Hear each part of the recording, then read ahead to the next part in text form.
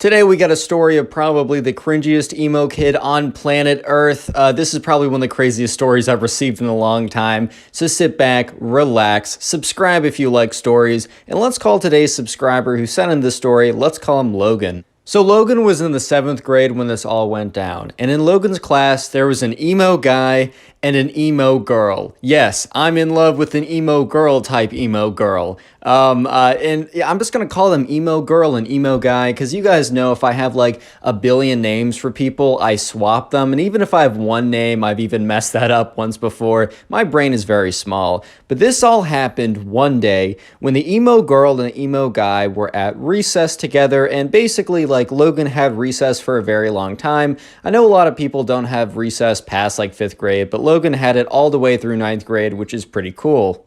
So basically, right, the emo guy and the emo girl every single day at recess would sit at this bench, which kind of was like close enough to everyone else, but also far enough that they weren't going to like get, I don't know, hit by someone on the swing or have to like interact with people.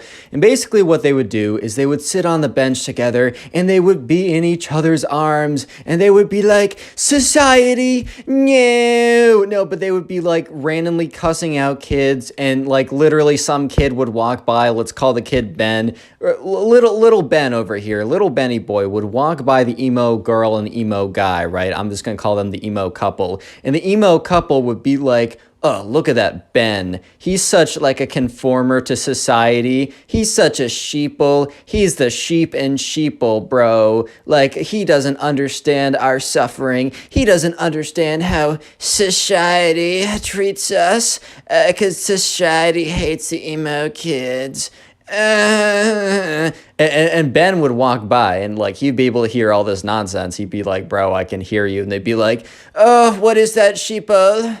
And sometimes they would just like get really like aggro and cuss people out. They'd be like, hey, Ben. And he's like, yeah, you suck, bro. And Ben's like, all right, no one likes you guys. And they're like, society keeps hating on us. Bro, why do you think society hates you so much? If you're sending hate out, you're getting hate back at the end of the day. But this all happened one day when Logan made the mistake of getting too close to the emo guy and the emo girl. So the emo couple was sitting on their little bench, right? And they were just like, society, as always. And sure enough, Logan, he sees his friends at the tetherball. I don't know if you guys ever played tetherball back in middle school, but that was the most fun game ever. I would legit play it if I had it in my backyard right now. But his friends were over at the tetherball, and Logan was walking over. And Logan could either take the long route, having to go around the basketball court to the tetherball, or he could pass by on the short route. He'd have to pass by the emo bench, as I'm going to call it, because that's where the emo guy and the emo girl would always sit every single recess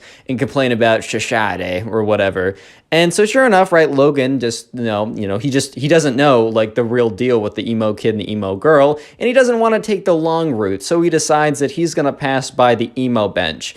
And he passes by the emo bench, and the emo kid is like, because he gets kind of close to them, because, I don't know, he isn't paying attention, he's just walking, and the emo kid, or the emo guy, I should specify, is like, hey, man, wait a second. And Logan turns around and is like, oh, it's that weird emo-looking guy, like, whatever. By the way, if you dress emo, I really don't care. Like, you can do whatever you want, man. You're good in my book. Just don't act like these kids, and we're chilling, bro.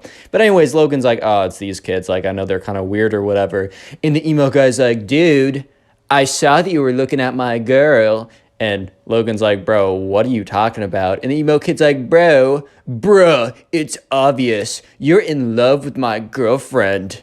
And Logan's like, dude, what? Seriously, what are you even talking about? He's like, don't try and deny it, bro. You're only going to get into more trouble from me. And like the emo kid looks over at his girlfriend, and the emo girl's like, oh, you're my big defender against this guy in society. Dude, I'm sorry. I can't do the story with a straight face. So Logan politely explains to the emo guy that he has no interest in his girlfriend. And he's not saying, oh, she's ugly, lol. He's just like, dude, I was literally just passing by. Why would you think that, like, I have any interest in her? Like, why would that give off the impression that I want to, like, get with your girl? Like, why on earth would that give off that impression? And so the emo guy is starting to realize that he was overreacting and that, Logan was literally just passing by. But the emo guy starts to come up with a different theory in his head. And he's like, man, wait a minute. Are you calling my girlfriend ugly? And Logan's like, bro, no, like, she's totally fine looking. Like, so, and then he's like, so you're in love with my girlfriend? And Logan's like, no, bro, I'm not. I'm trying to go play tetherball with my friends. And the emo kid is like, so you disrespected my girl. Turns over to his girl, gives a little wink. You're hot, beautiful. She's like, oh, so shiny. And he turns back around. And he's like, that's it. I don't stand for this type of disrespect and slander against my emo girlfriend because I'm in love with an emo girl. You and we're going to fight tomorrow for her honor and respect. And Logan's like, what? And the emo kid's like, yeah, bro, we're going to fight. You and me at recess at this time, it's you versus me. I don't want to see you chicken out because I'll find you either way. And Logan's like, all right, bro, whatever. I'm going to go play some tetherball. Logan thought that was it. Logan thought the emo kid was just being like, I don't know, overreacting just to like impress his girlfriend. But unfortunately, he was wrong. Real quick, comment emo down below if you want to heart on your comment. I'll try and heart as many comments that say emo as possible, as that is the secret word of the day. And by the way, if you really do want to support the channel, binge watch a bunch of my videos. I got playlists, or just watch videos in the recommended from me. It really helps the channel, and please leave a comment telling me that you're doing it so I can personally thank you. Recently, I've also been getting a lot of comments of people saying that they put on my videos to go to sleep, which I don't know if that's an insult or a good thing, but either way, like, here's the thing, man. Watch time is watch time, and it supports the channel, so look, I'm not saying to put on a playlist of my videos, turn the volume down to 1% while you're sleeping to boost the channel, but I'm also not saying to not do that. Wink. Anyways, back to the story. So anyways, right, the next day rolls around and Logan doesn't think anything of it. Yes, in the back of his mind, he's thinking about the crazy experience of when he passed the emo kid bench, but he doesn't really think anything of it, and he really doesn't think that the emo guy is going to, I don't know, oh my god, I got hiccups. But he doesn't think the emo kid is actually gonna do anything, man. Like, he's just like, okay, whatever. He's just trying to impress his emo girl. So, like, whatever, bro. Like, it really doesn't matter. And anyways, the next day rolls around and it's recess. And sure enough, Logan goes out once again to go to the tetherball because that's where the boys were at. And he had a great day at tetherball the day before. That is a really fun game. I don't know why I keep bringing it up. I just really enjoyed it as a kid. But anyways, Logan goes over and he's just planning on walking to the tetherball, having a good time with his friends. But you know who's standing there blocking his way? Yeah, it's the emo guy. And the emo girl is sitting on the bench and she's looking at her emo boyfriend, right? But the emo boyfriend is standing there and he's like, yo, do you remember when you disrespected my emo girl? And Logan's like, what? And the boyfriend takes out, like, there's, like, at the Halloween decoration stores, those big, like, foam fake skull swords. It's, like, the big gray swords that are made of foam and super bendy, but have, like, the skulls on them or whatever. So the emo kid must have bought one of those or had one of those already, because he whips one of those out. And he's just like, it is time to battle, man. And Logan's just like, bruh, like, what? Man, I'm just trying to play some tetherball, bro. Like, I don't know about you, but... And he's like, no, you disrespected my emo girl. Like, so sure enough, right, the emo kid, or the emo guy, I should be specific, is like, and you will pay the price. And he runs in against Logan, and he takes the foam sword. He starts, like, going whap, whap, whap, whap, whap. Just starts, like, beating him with the foam sword. But, bro, it's a foam sword. It literally bends on impact. So when he hits him, right, the sword just bends in half, right? It just kind of whaps around. However, he's kind of whapping it pretty hard. He's like, pop, pop, pop, pop, pop. So it's, like, almost like slapping him. And sure enough, Logan's getting kind of little red marks. It's like if someone was like... they're slapping you. I slap my knee, by the way. Don't be weird. If someone's like slapping you, they might leave like some red marks. They're not going to do any actual damage though, unless you're in a professional slapping contest and your head explodes or something. But yeah, sure enough, the teacher saw that and is like, hey, you there, stop that. And, the emo kid's like, dude, this guy started it first. And the teacher's like, no, I saw the whole thing. You just came up to this kid and you were just slapping him. Go to the principal's office. You have detention for the rest of recess. And the emo kid looks at Logan and is like, this is not over, man. This is not over. A week goes by and nothing happens to Logan. Logan kind of purposely avoids the emo bench. And he does look over and he sees the emo boyfriend and the emo girlfriend all cuddled up, cursing out society, as always, right? And sure enough, right, he just thinks he's done. Logan thinks he's in the clear, that the emo kid has stopped his nonsense. But no, wrong. The emo kid has not stopped his nonsense. It's about to get much worse, believe it or not.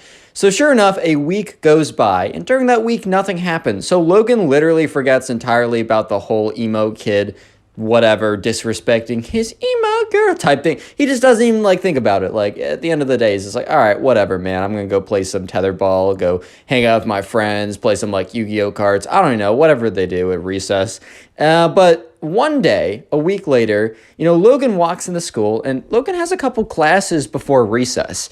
And Logan is just in the hallway, and this big, emo-looking kid who he has never seen before walks up to him. Is like, hey, I'm the emo kid's cousin, and I'm gonna beat you up. And Logan's like, oh my God. Because this kid was massive. The emo kid was kind of built like me, like a spooky, scary skeleton. But this emo kid, bro, he was like, I don't know. He was like a linebacker for the Patriots, dude. He was a big guy. He was big guy for sure. And Logan was pretty medium-sized, but he was about to get obliterated by this guy if he actually did do anything. So Logan's like, what? And the emo kid's cousin, who is also emo, he's like the emo, I'm just going to call him the emo cousin, right? The emo cousin, who is super big, comes up to him and is like, you, me, boxing. Logan's like, bro, am I supposed to be Logan Paul? Boxing? Huh?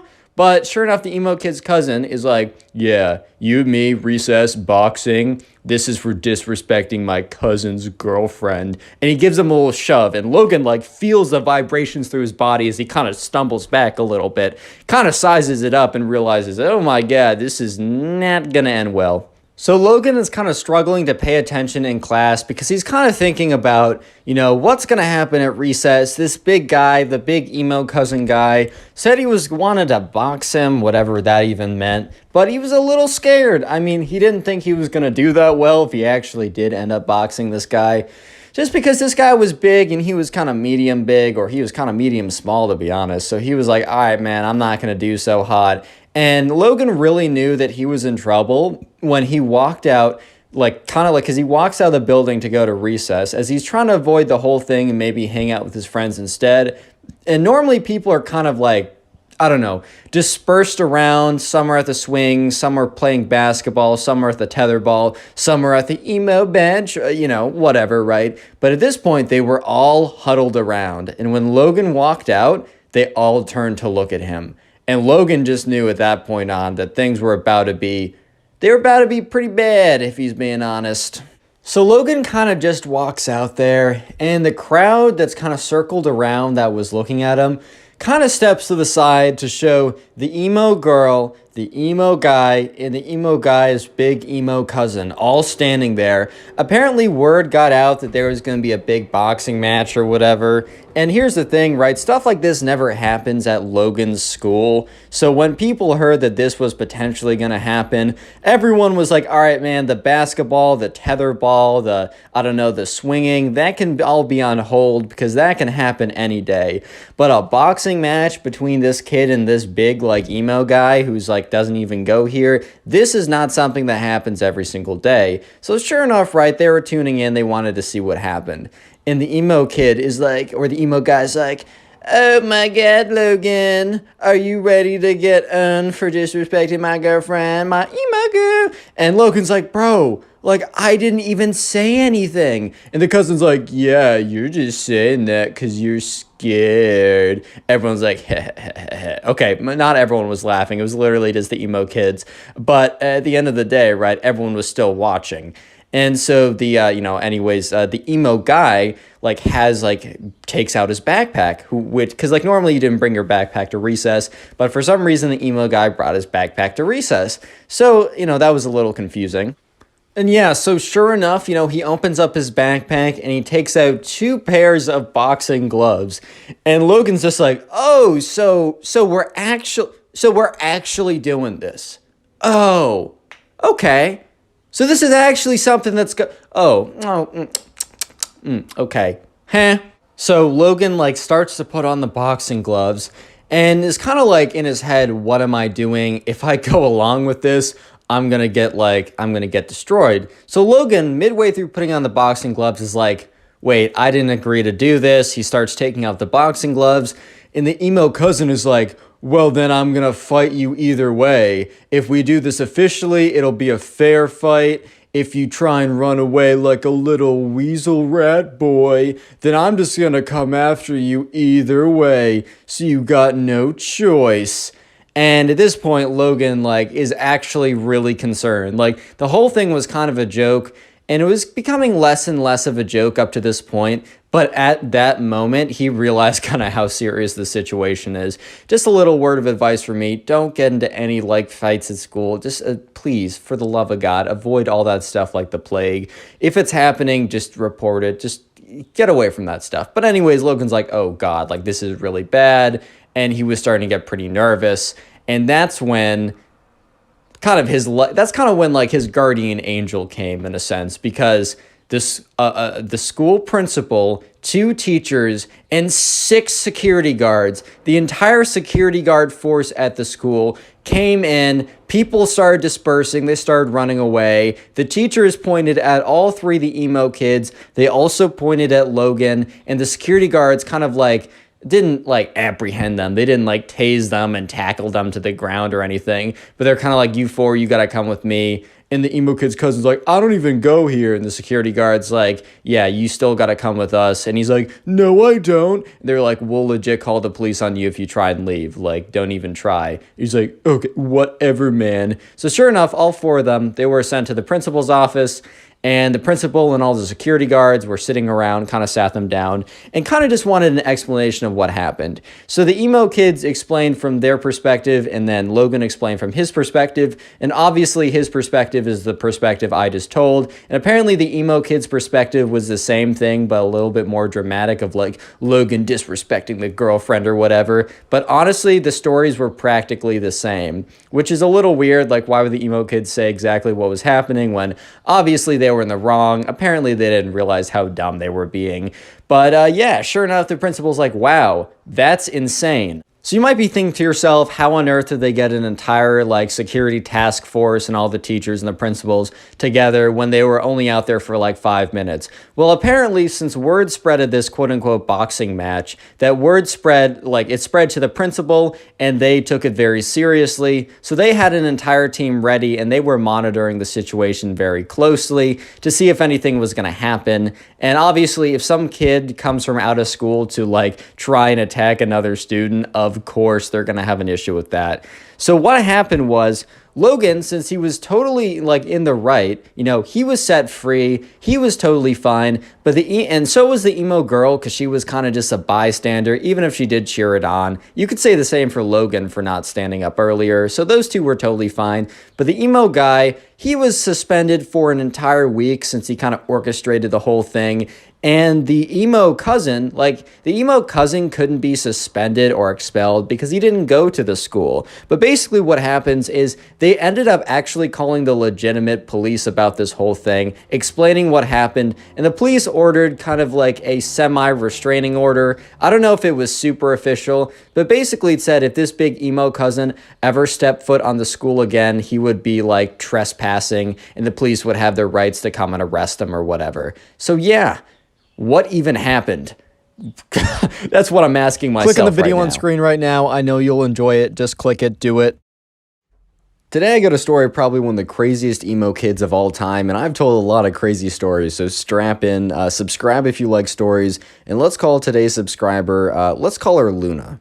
So Luna was a tennis player and was pretty good at tennis, and over the summer, her mom sent Luna to a tennis camp, and this story starts pretty far through the tennis camp. So the tennis camp lasted about 1 week long, and on the last day, which was Friday, all the parents would come and they would watch kind of like a tennis tournament of all the kids who were playing and learning how to play and getting better during the week. There would be a big tournament. They would have like, I don't know, a fake little trophy thing, but the main important thing was that there was a big tournament at the end of the week and all the parents came to watch. So this story starts on that Thursday. So this is the day before the last day, which is the big event. And this tennis camp took place at a college, so they had access to a college dining hall. And Luna and her two friends were walking, to go try and find a table. And Luna's two friends said, "Oh, look over there," or one of Luna's friends said, "Oh, look over there, there's a table." So Luna's two other friends, went over and sat down at the table. Luna said, "I'll be right back, I'm going to go get something." So Luna walks over to the dining hall, grabs something to eat, and is walking back. And while Luna's walking back, she's not really paying attention. Like, she's kind of like, I don't know, spacing out or looking on her phone, or for some reason, she's not paying full attention to her surroundings.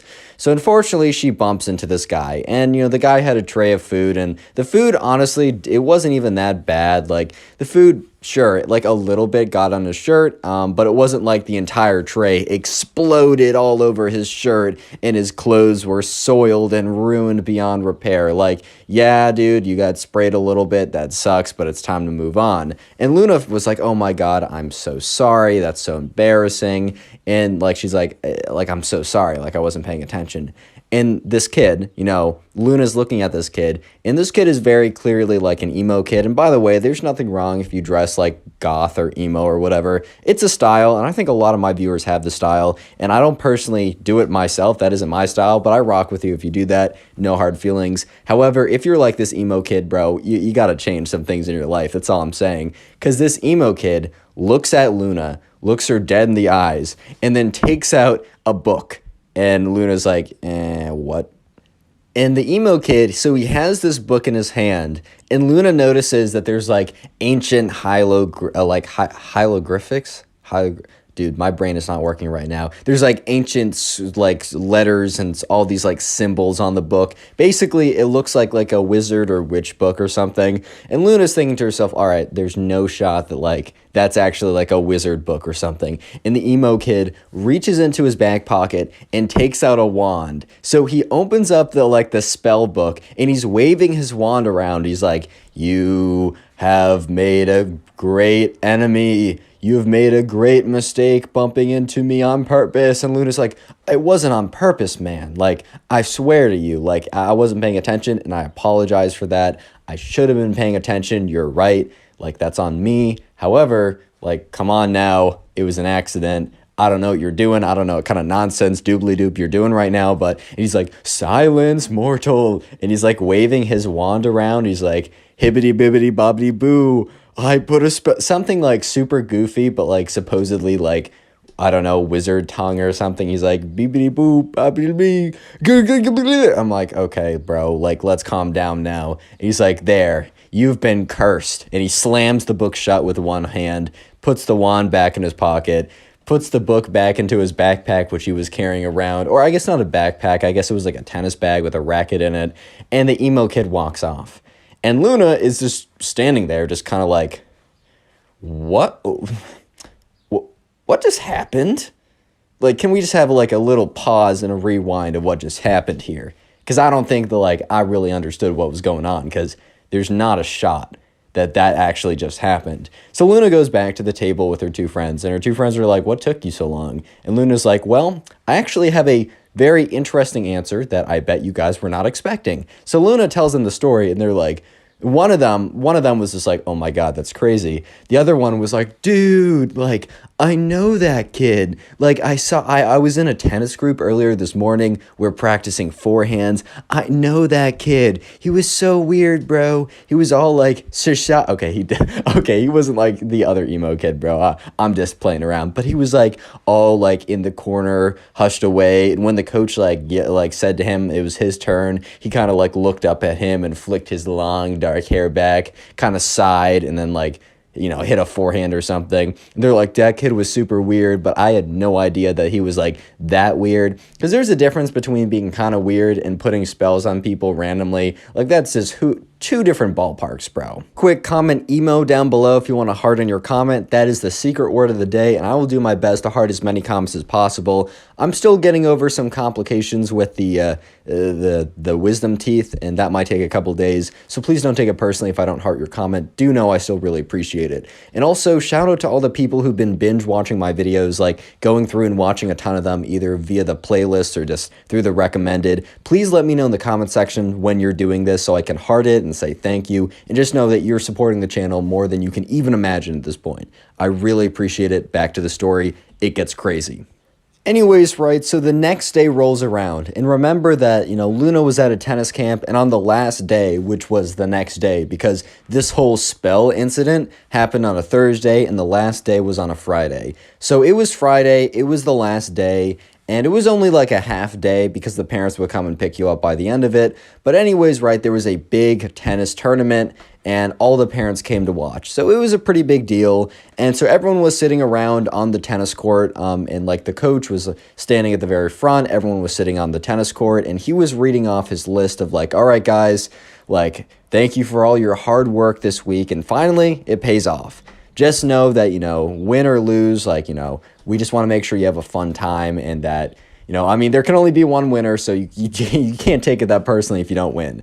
The most important thing is to, like, good sportsmanship and have a fun time. And anyways, let me read off the pairings. So the pairings were read off, and Luna had a first round match where she played against some random guy or something, and she was better. She was probably one of the top 10 people at the camp. She didn't expect to win the tournament. The other people, were some people that were much better than her, and maybe they're having a bad day or whatever, but Luna just wanted to go out there, have some fun. So Luna's first round match went down really well. She won 6-2, 6-3, which is pretty solid win. If you guys know tennis, I used to play tennis a lot back in the day. That's why I can tell this story so well, at least the tennis parts. But anyways, things get really interesting when Luna goes into her second round match. The second round match is against a familiar character that you guys may or may not remember from earlier in the story. Yes, Luna is playing the emo kid, and let me just say that Luna did not forget the emo kid, but very well the converse is true too, because the emo kid had not forgotten about Luna either. Which means, yes, Luna versus the emo kid are about to play after the emo kid put a spell on her. And Luna's just looking at her opponent like, there's no way. There's no way, man. There's no way.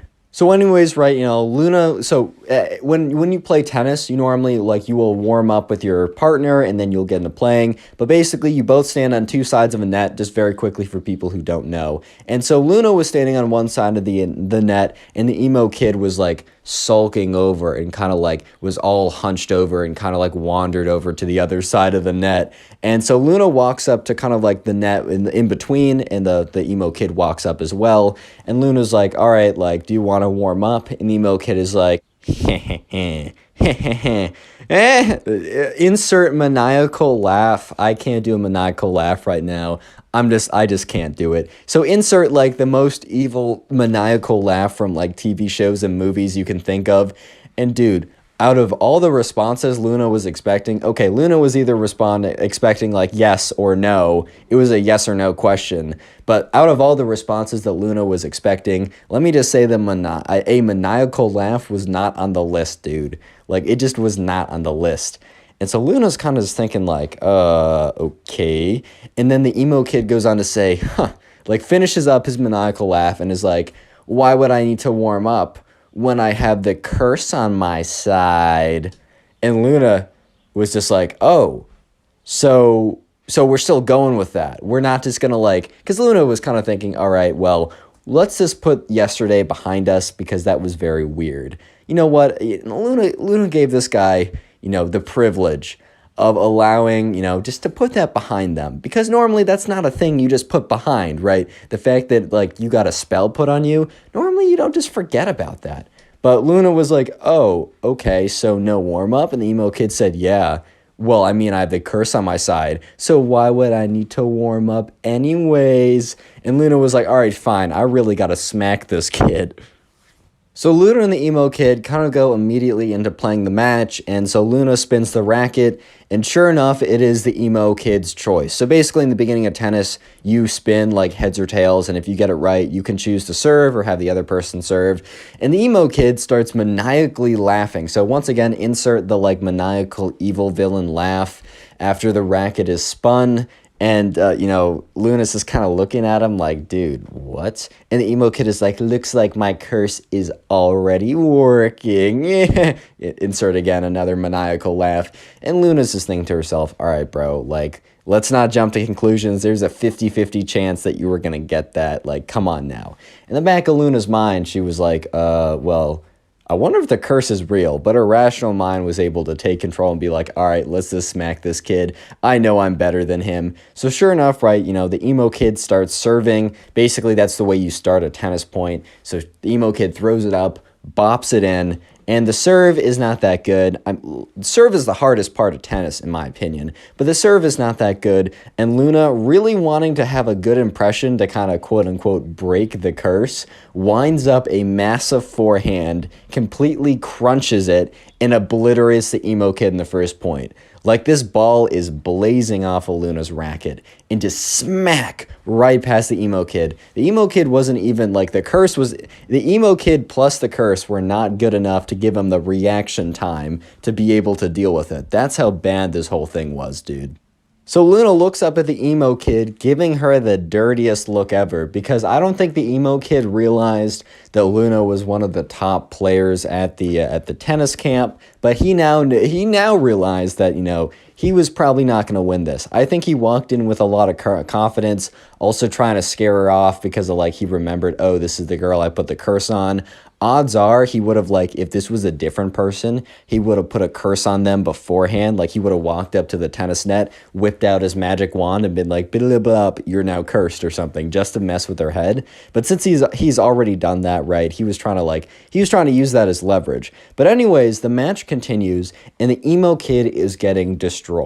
So at this point, the emo kid is down about 3-0, and they're only playing one set. Basically, in tennis, you play to 6 games. Whoever gets to 6 games first but win by 2 wins, and if you get to 6-6, you play a tiebreaker. But anyways, right, Luna's up 3-0, so absolutely smoking the emo kid. And it's Luna's serve, and she serves it in, and it is very clearly a winning shot. However, it was close, right? It wasn't like, it was clearly in, but it wasn't like in by so far that, like, you'd have to be like crazy to say that it was out, right? And the emo kid was like, out. Because if you don't know, you make your own calls when you play tennis. There's no umpire unless you're really good. And this was a lower level. I think in the final match, like the final match of their big tournament, they might have like someone like officiating it. But the emo kid was like, out. And Luna kind of looked at him like, no, dude, that wasn't. But like, she can't really do anything. So they keep playing, right? And Luna continues to crush this kid, continues to crush this fool, bro. Like, and the emo kid continues to cheat. However, the emo kid is really only cheating when it's like, I don't know, kind of close. So if like Luna hits a really good shot, but it's kind of close, the emo kid will just call it out. And this is super frustrating to Luna because she's losing a lot more points than she needs to, but she's still winning. It's currently 5-1. So if Luna wins one more game, then it's over, right? She wins the match and like it's done with the emo kid. And at this point, right, I think other matches were kind of like getting on with, and like there were like more people were finishing, so parents were kind of like coming over and they were watching, and like more of the staff officials decided to watch this game just because less matches were being played because more people were winning and losing and kind of less matches were going on. So at this point, right, it was like 5-1 Luna, and there were a bunch of people watching at this point. And so Luna hits a shot that is very clearly a forehand winner. She hits it, smacks it. It's not even like the other ones that is kind of close. This one was so clearly in, it was in by like 2 or 3 feet. And the emo kid is like, that was out, by the way. And Luna's like, dude, like, I've been letting you have some really close calls recently, but that was so clearly in, I don't know how else to say it. Like, I give you the benefit of the doubt of all the other stuff, but that one was so clearly in, I can't let it stand. Luna basically slips and she's like, nah, I'm done, bro. And the emo kid starts getting mad and he's like, hey, like, you must respect my authority for point calling. And I guess technically you do, but then again, like, one of the camp people was watching the whole thing go down, and he started to pay more attention. So he's watching the emo kid, and the emo kid is getting so angry. So once again, they start another point. The emo kid takes that point, even though he's obviously losing, right? And Luna hits another shot, and the emo kid, it's not even that Luna's shot was good. The emo kid just shanks it into the net, like he completely misses it. And the emo kid was like, oh, by the way, your shot was so out. And it was so clearly in. And Luna's like, dude, you can't just call everything out when you lose. And at this point, the emo kid said, like, I'm going to do what I want because it's my authority and you have to deal with it. And at this point, right, the camp counselor had kind of noticed what was going on and was like, I got to come in here. I got to put a stop to this. So the camp counselor, starts to walk on the court and is like, what's going on, guys? And the emo kid is so angry at this point because he's losing and he's just mad. And oh my God, this is where the emo kid snaps. So the camp counselor is walking over to the emo kid and is like, all right, can you explain what's going on here? Like, it looked like that point was very clearly in. Why did you call it out? And when the camp counselor says to the emo kid that it was clearly in and asked him, kind of questioned his call, the emo kid, already super salty and already molding super hard, being super angry already, just completely loses it. And he takes his racket and he goes, rah, and he whips around and he smashes it into the camp counselor. And, like, the camp counselor stumbles back, and it's like, oh, my God. Because, like, the racket had hit his arm. It had, like, broken the skin a little bit, so it was a little bloody. And it wasn't that bad. He didn't break anything. He didn't, like, hit a major artery or something. But the racket smashed into the camp counselor and, like, kind of, like, broke into his skin. So the camp counselor starts yelling, like, are you crazy? Like, why would you do that? I was literally asking about a call, and you attacked me. And there was another camp counselor watching the whole thing, and he starts walking in. But before they could do anything, you see this woman with kind of like a side part, like it kind of like the Karen haircut. Maybe she was a nice woman, but I'm just describing what I was told. By the way, the story was sent into my Instagram. Go ahead and follow me there. It's in the description. Even if you don't want to send in the story, just follow me there. It makes me feel good. But anyways, this woman walks on the court. She kind of looks like a Karen. Maybe she's super nice. I'm just saying it how it is, right? Walks on, grabs the emo kid by the back of by like the scruff of his shirt and drags him away. And he's like, ma'am. He's like, ma'am, I was winning. The emo kid literally had the audacity, as he was being dragged off court for attacking one of the camp counselors, to say that he was winning. What? Yeah, so the other camp counselor, I mean, the one that got hit with the rackets, like, I got to get this checked up. Like, I think I'm fine, but, like, I just want to make sure that, like, it didn't break anything farther because his skin was kind of bloodied up. And the other camp counselor, the one that was not attacked by the emo kid, walked up and said, hey, Luna, like, sorry you had to deal with that. We're giving you the win, obviously. And so sure enough, Luna went on. Luna didn't win the tournament, but, did pretty well. And the emo kid was nowhere to be seen after he's dragged off by his mom. Presumably, his mom was like, all right, like, we're done. Grabbed him and just dragged him off. Click on the video on screen right now. I know you'll enjoy it. Just click it. Do it. Today I got a story of probably one of the craziest emo kid encounters that I've told on this channel, and that is quite a statement considering what I've told. So strap in. Subscribe if you like story videos, and let's call today's subscriber who submitted this story via my Instagram account. Let's call him James. So this all happened one day when James and his friends were at the skate park. Sorry, I can't speak apparently. So James and his friends were big kind of like fans of like casually skating or whatever. They weren't necessarily skater kids or whatever, or skater boys or whatever that song was, right? But they did enjoy a bit of like, skating at the skate park. That was never something I really did, but it did look kind of fun. It was kind of how they got their exercise. It was what they did for fun on the weekends. And this all happened one day, and it kind of just seemed like it was going to be a normal day, as all these stories really tend to start with. But, anyways, James and his friends went over to the skate park, and they were just doing what they were doing. They were kind of just hanging out very casually, just kind of like skating on the rink that was designated to skate on, right? And this group of emo kids walked over, and James kind of knew most of the people in his neighborhood, but obviously he was in a place that had enough people that James still was aware that there was a ton of people he didn't know. So, when the people were walking over, James in the back of his head's like, I don't recognize these guys. But should I? Did I meet them at an event or something? Or did they go to one of my friends' schools or something? Or did I meet them at one time because they're walking towards me? Normally when a group of people are walking towards you or someone's walking towards you, it's normally because they know you and they're trying to talk to you. Or option two is they're looking for trouble, which this happens to be option two. So anyways, James kind of stops skating and his friends stop skating too, and they kind of congregate around, and the emo kids are walking up and they're like, hey, what's good? And in the back of James' mind's like, oh, maybe they want to share the park. That's totally chill. We always love skating with new people, right? And the emo kid walks up, and there's 3 or 4 of them, right? Let's just say 4, give it an even number.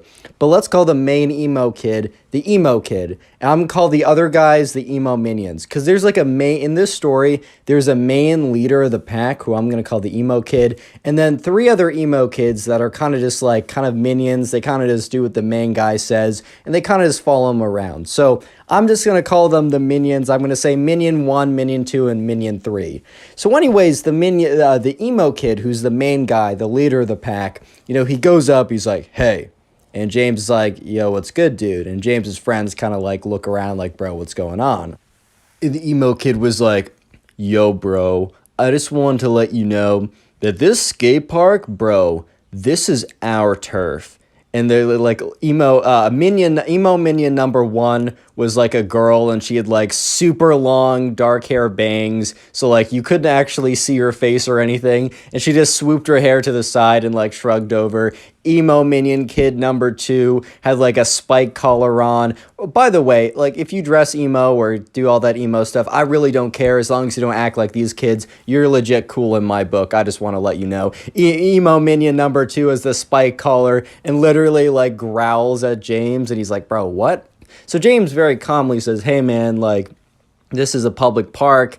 I don't know what you mean by your turf, but we come here legitimately every single weekend and we never see you here. And the emo kid's like, well, we come here every single weekday. So James and his friends were still in high school. They were actually seniors in high school. And I guess the emo kids either dropped out or just were no longer in school. And for some reason could come during the weekdays, which isn't that when you have a job or something or you go to school? But whatever, right? He's like, oh, okay, well, we normally come here on the weekends, which is why we're here. It's we are totally fine sharing the park with you.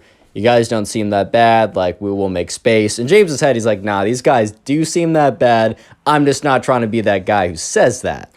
And the main emo kid is like, bro, I don't know how else to spell it more clearly, so I'm just going to spell it for you. And James is like, bro, this kid's a little weird. And the emo kid's like, all right, this is my TORF. And in James's head, he's like, this is your torf, bro? This is your freaking torf? What are you even, whatever, right? And then the emo kid's, yeah, this is my turf, TORF. And you are not allowed on here. You're not chilling with us. And James in his head is like, bro, I swear to God, this is a public park. You guys are the least gangster. This is my turf, or I'm gonna shank you with my tears and sadness and all black apparel. What are you gonna do, bro? And the emo kid's like, bro, we're gonna give you a warning. You guys better leave. You have 5 minutes to pack up and leave. And when we're back, if you're still here, there's gonna be some problems because this is our turf, TORF. And James is holding back his laughter, bro. He's in his head, he's like, say it, say torf. And James is like, no, I can't say Torf. Say Torf. Do it. He's like, oh, man, I didn't know this was your turf. But I don't know. We come here every weekend. I just don't think that's very fair. And the emo kid's like, well, we'll see what you're thinking in 5 minutes when me and the crew come back. And he's like, yeah, guys, let's roll. So all 3 of the minions, the long, like the super bang one, the dog color bark one, and the other one who's pretty normal. Well, I mean, no, but comparatively, yes. They all roll out, and James turns around to his friends, and it's just like, dude, like, I don't want to go anywhere. Like, because the thing is, if we submit to his demands, right? If we submit to his demands, they're just going to come back and they're just like, if we ever want to use this again, they're going to say, well, this is our turf and you got to go. And I don't think we should stand for this. So James's friends are like, bro, like, I'm not trying to have any problems. What if they try and fight us or something? And James is like, well, maybe that's a risk we got to take. This is something we do every weekend. Do we really want to give it up because a bunch of weirdos are coming in and saying, like, this is their torf or whatever? Kid couldn't spell as well. But anyways, probably why he's not in school right now. James's friends are kind of laughing a little bit. And they're like, you know what? Yeah, we will stay. So sure enough, James's friends stay there for the next 5 minutes. And, James looks over. 5 minutes later, no one's really showing up. But about 10 minutes later, the emo kids show up again. And James is like, all right, you know what? We're just going to keep going where we're going. And James yells over and says, hey, man, like, there's some space if you guys want to come, like, skate or whatever. And the emo kids literally just stare at them and then turn around and walk away. And James is like, oh, that was pretty easy. The problem here is that James was lulled into a false sense of security because, no, it was not that easy. And no, the whole shenanigans were not over yet, because James and his friends eventually, they get tired and they want to go back home. So they pick up their boards and they start, they put them in their backpacks, or some of them carry them over, whatever, and they get all their stuff and they start walking the direction of their homes. And this is when they realize that, James didn't realize until, he's talking with his friends, and one of his friends is like, hey, James, like, not to alarm you, not to startle you or anything, but nonchalantly, like very discreetly, look back behind you. And so James kind of like stops to tie his shoe really quick and takes a peek behind him. And the 4 emo kids were walking on the other side of the street, glaring at them. And James is like, all right, well, this might be a coincidence because they apparently live in the area too, but I'm not sure if I want them to know where we live. Do you guys want to take a pit stop at the mall? And all of James's friends were like, yeah, bro, that sounds good. Let's go ahead and do that. And so James and his friends, they start walking to the mall. And the thing about the mall was it wasn't a straight shot from where they were walking. They needed to do a few turns or whatever. And they do the few turns and they walk to the mall. And sure enough, the emo kids are behind them. But this time they've actually made some ground. And James is like, all right, these kids either are also wanting to go to the mall or they've been stalking us and they're making ground. I can't totally decide what. I'm about 50-50 in my head right now. And his friends are like, bro, these kids are weird. I wouldn't put it past them if they were like legitimately trying to stalk us or something. So James and his friends were like, all right, well, let's go to the mall and let's like weave around a lot. Let's go to one store, hop over to another store.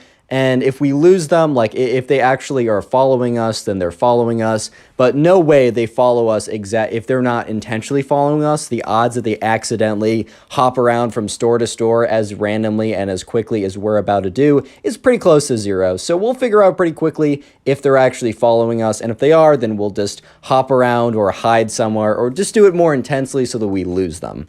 So James and his friends are in the mall, and they're kind of starting to weave around, and they notice that the emo kids have also entered the mall, and so they very clearly enter one store, and the emo kids and the other minions, right, enter the store as well. And so James and his friends are like, all right, evasive maneuvers, right? And so sure enough, they're weaving around, they're hopping from store to store, but they're also giving enough of an intention to show like the emo kids like where they're going, just to test that they're actually following them. Because if they're actually following them on purpose, they'll need to like see where they're going. And if they are following them, their plan is to hide.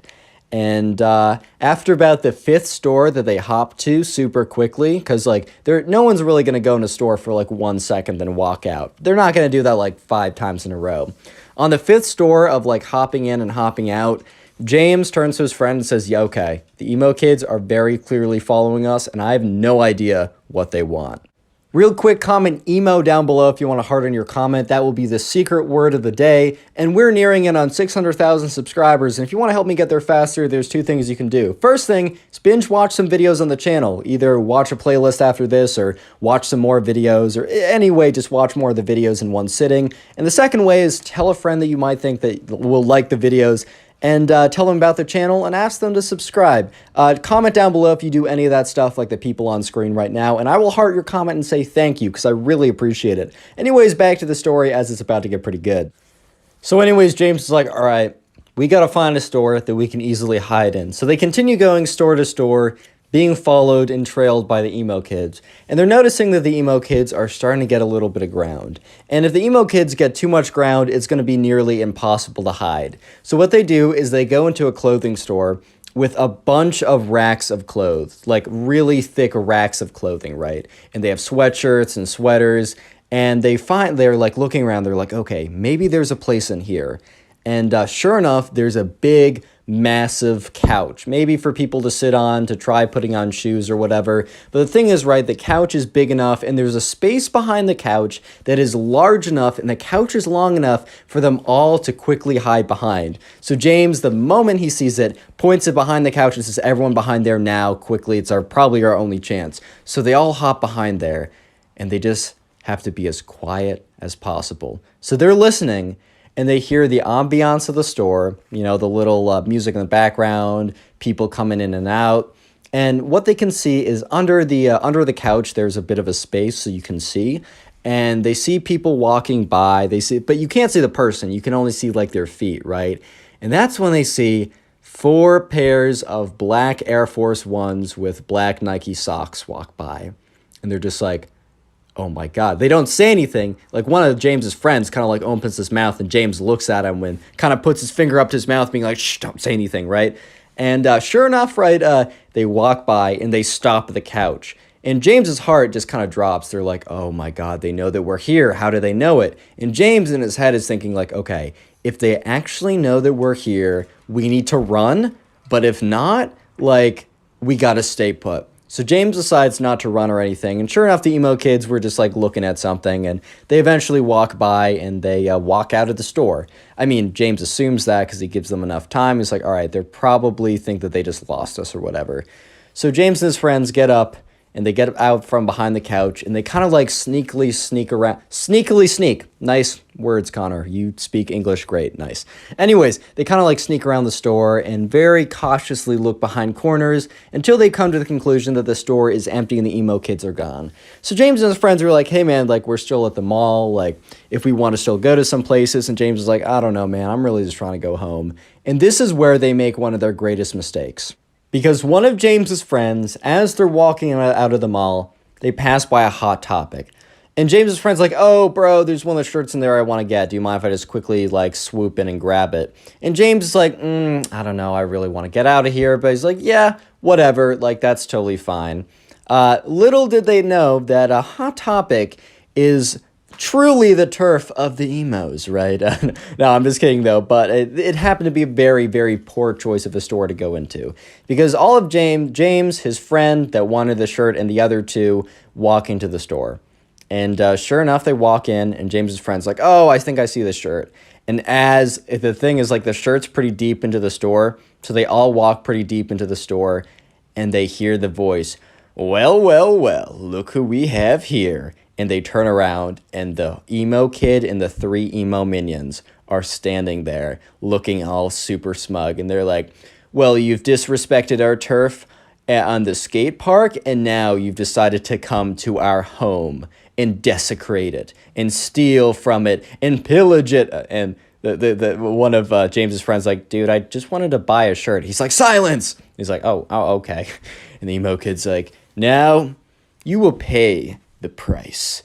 And the emo kid takes a black sweatshirt and starts whipping it around in his head. He's like, prepare for the emo attack. And he starts whipping the sweatshirt around faster and faster and faster and faster. And James is kind of looking at him like, bro, what are you doing? And that's when James feels this kind of like this, bah, just on his face. Ow, I actually slapped my face for that. Like and subscribe for the pain I just felt. But anyways, boom, across his face. He gets whipped in the front of the face with this random sweatshirt. He's like, ow, bro, what are you doing?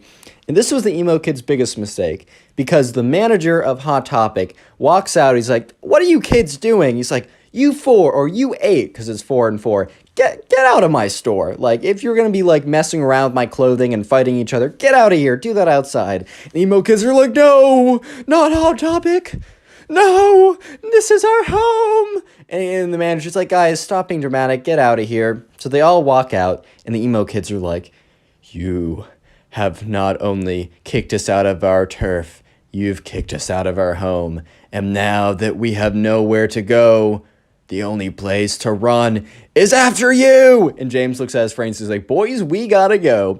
So James and his friends are legitimately not being stalked, not being power walked, not being lightly jogged. They are being sprinted against. All the emo kids are sprinting after James and his friends, running out of the mall. And James and his friends are just like, oh my god, oh my god, oh my god. So they run out of the front of the mall. They're running down, and they're just running kind of down the street. And James's friends what do we do? Do we James, what do we do? And James is like, I don't know. They're weird. They're strange. They're angry. And then they keep running, and one of James's friends James, stop running. James is like, no. And he's like, stop. And so everyone stops running for a second, and they turn around, and they see the emo kids just sitting on the steps of the mall. They were chasing after them out of the building, but apparently as soon as they came out of the building, they're just like, nah, dude. So sure enough, James stops. He's like, all right, I think they're not coming after us anymore. Let's just go farther before we go in the directions of our house and stay vigilant. Make sure that they didn't hop into a car to follow us or something, or are waiting for a ride. But no, sure enough, they all get back home safely. And this happened about a year ago, last summer, or at least a subscriber who submitted this to me on Instagram, go follow me there, told me, and said he's not even seen these kids ever since, which is good. And he's gone to the skate park every week ever since this happened, so no, he was not scared away. Moral of this story is, dude, what even is the moral Click on the of this, video bro? on screen right now. I know you'll enjoy it. Just click it, do it. Today I got a story time for you guys about probably one of the weirdest, strangest emo kids to ever exist. So yeah, I don't know, get something to eat, get comfortable, subscribe if you're new, and let's call today's subscriber who submitted the story, let's call her Claire. So this takes place during Claire's class, right? During school, she was in class, and there's this boy that Claire was talking to, and she kind of liked him, right? Hey man, it happens, life happens. Let's call this guy Ben, because I'm not creative, man. There's also another girl in Claire's class, and we're just gonna call her the emo girl. And Claire didn't know this at the time, but she really did know this. She really got to know this pretty soon, but at the time, she didn't know that the emo girl had a massive crush on Ben, right? And part of me feels for the emo girl a little bit. I've definitely been in situations where in middle school I had a crush on this girl, and she was obviously talking to another guy that would have definitely gotten her. I was not the one for her, some other guy was. It sucks, man. It really does. I'm not going to say it doesn't. However, it doesn't justify the actions that you'll see in this video, which are pretty crazy. But anyways, right, so this all started one day when Claire was talking to Ben, and she was sitting there, she's talking to Ben, and it kind of seemed like Ben was going to like her back, and he was very engaged talking to her, they were flirting a lot.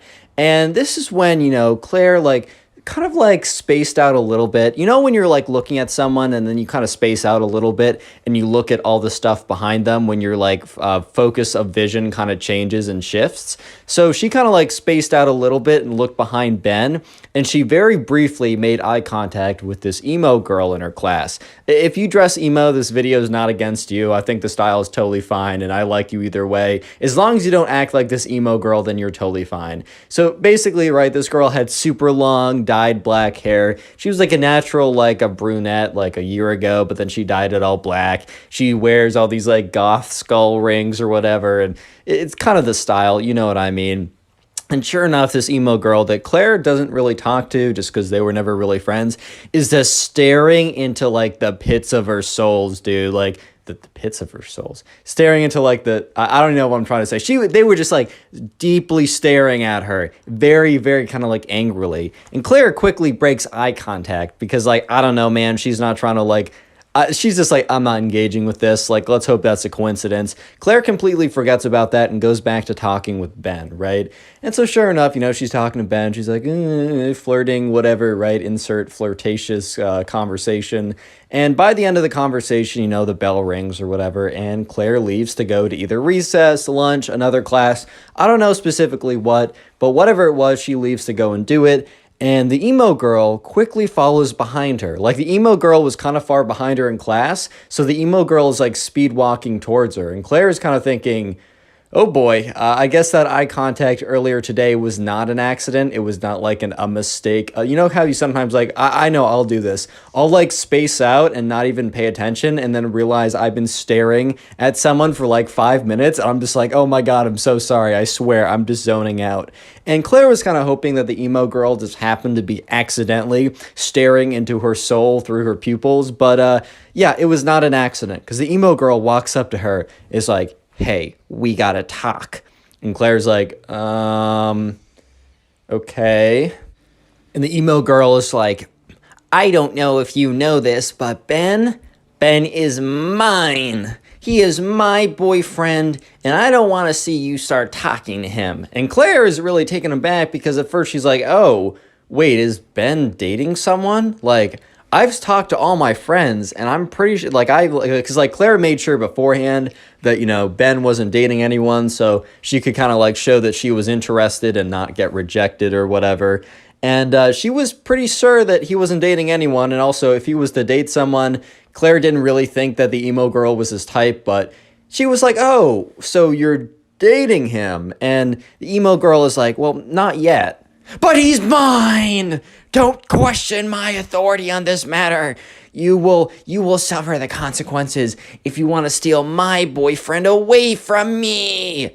And Claire's just like, what do you mean, your boyfriend? So you guys are dating or aren't dating? She's like, well, not yet, but like super soon. Like, it's totally happening. And the thing is, Claire, you're just getting in the way of this. You're getting in the way of what is meant to be.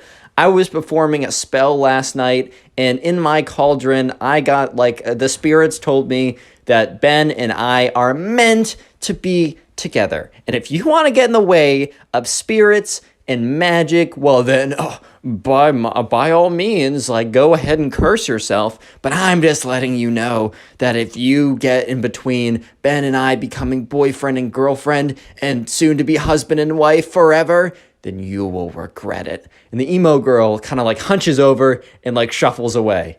And Claire was just stunned, to say the least. She was kind of just at a loss for words at this point because it's not every day that, you're walking around and, the emo girl in your class, if you have one, comes up to you and says that, yeah, by the way, the gods of magic literally said that, that guy that you're talking to, that he and I are meant to be together and that we are actually boyfriend and girlfriend, even though we aren't. So stay away, bro. And then shuffle away. That's just not a day-to-day occurrence. I don't know, but maybe it is. Maybe I'm wrong. I don't know. But sure enough, Claire kind of was like, okay, well, I'm not going to be bullied out of talking to this guy that I like. I'm not going to be bullied out of it, man. That's just not going to happen. You know what I mean? And Claire's like, you know what? I think I'm just going to, keep talking to this guy. I think I just am. So the next day rolls around, and the only class that Claire has with Ben is the class that she has with the emo girl. So it's not like Claire could really talk to Ben a lot in other classes. However, Claire does talk to him every kind of lunch break. They get lunch together, and the emo girl doesn't eat lunch in the lunchroom, so I don't think she knows, or if she does, she's not trying to see that. Fair enough, I guess.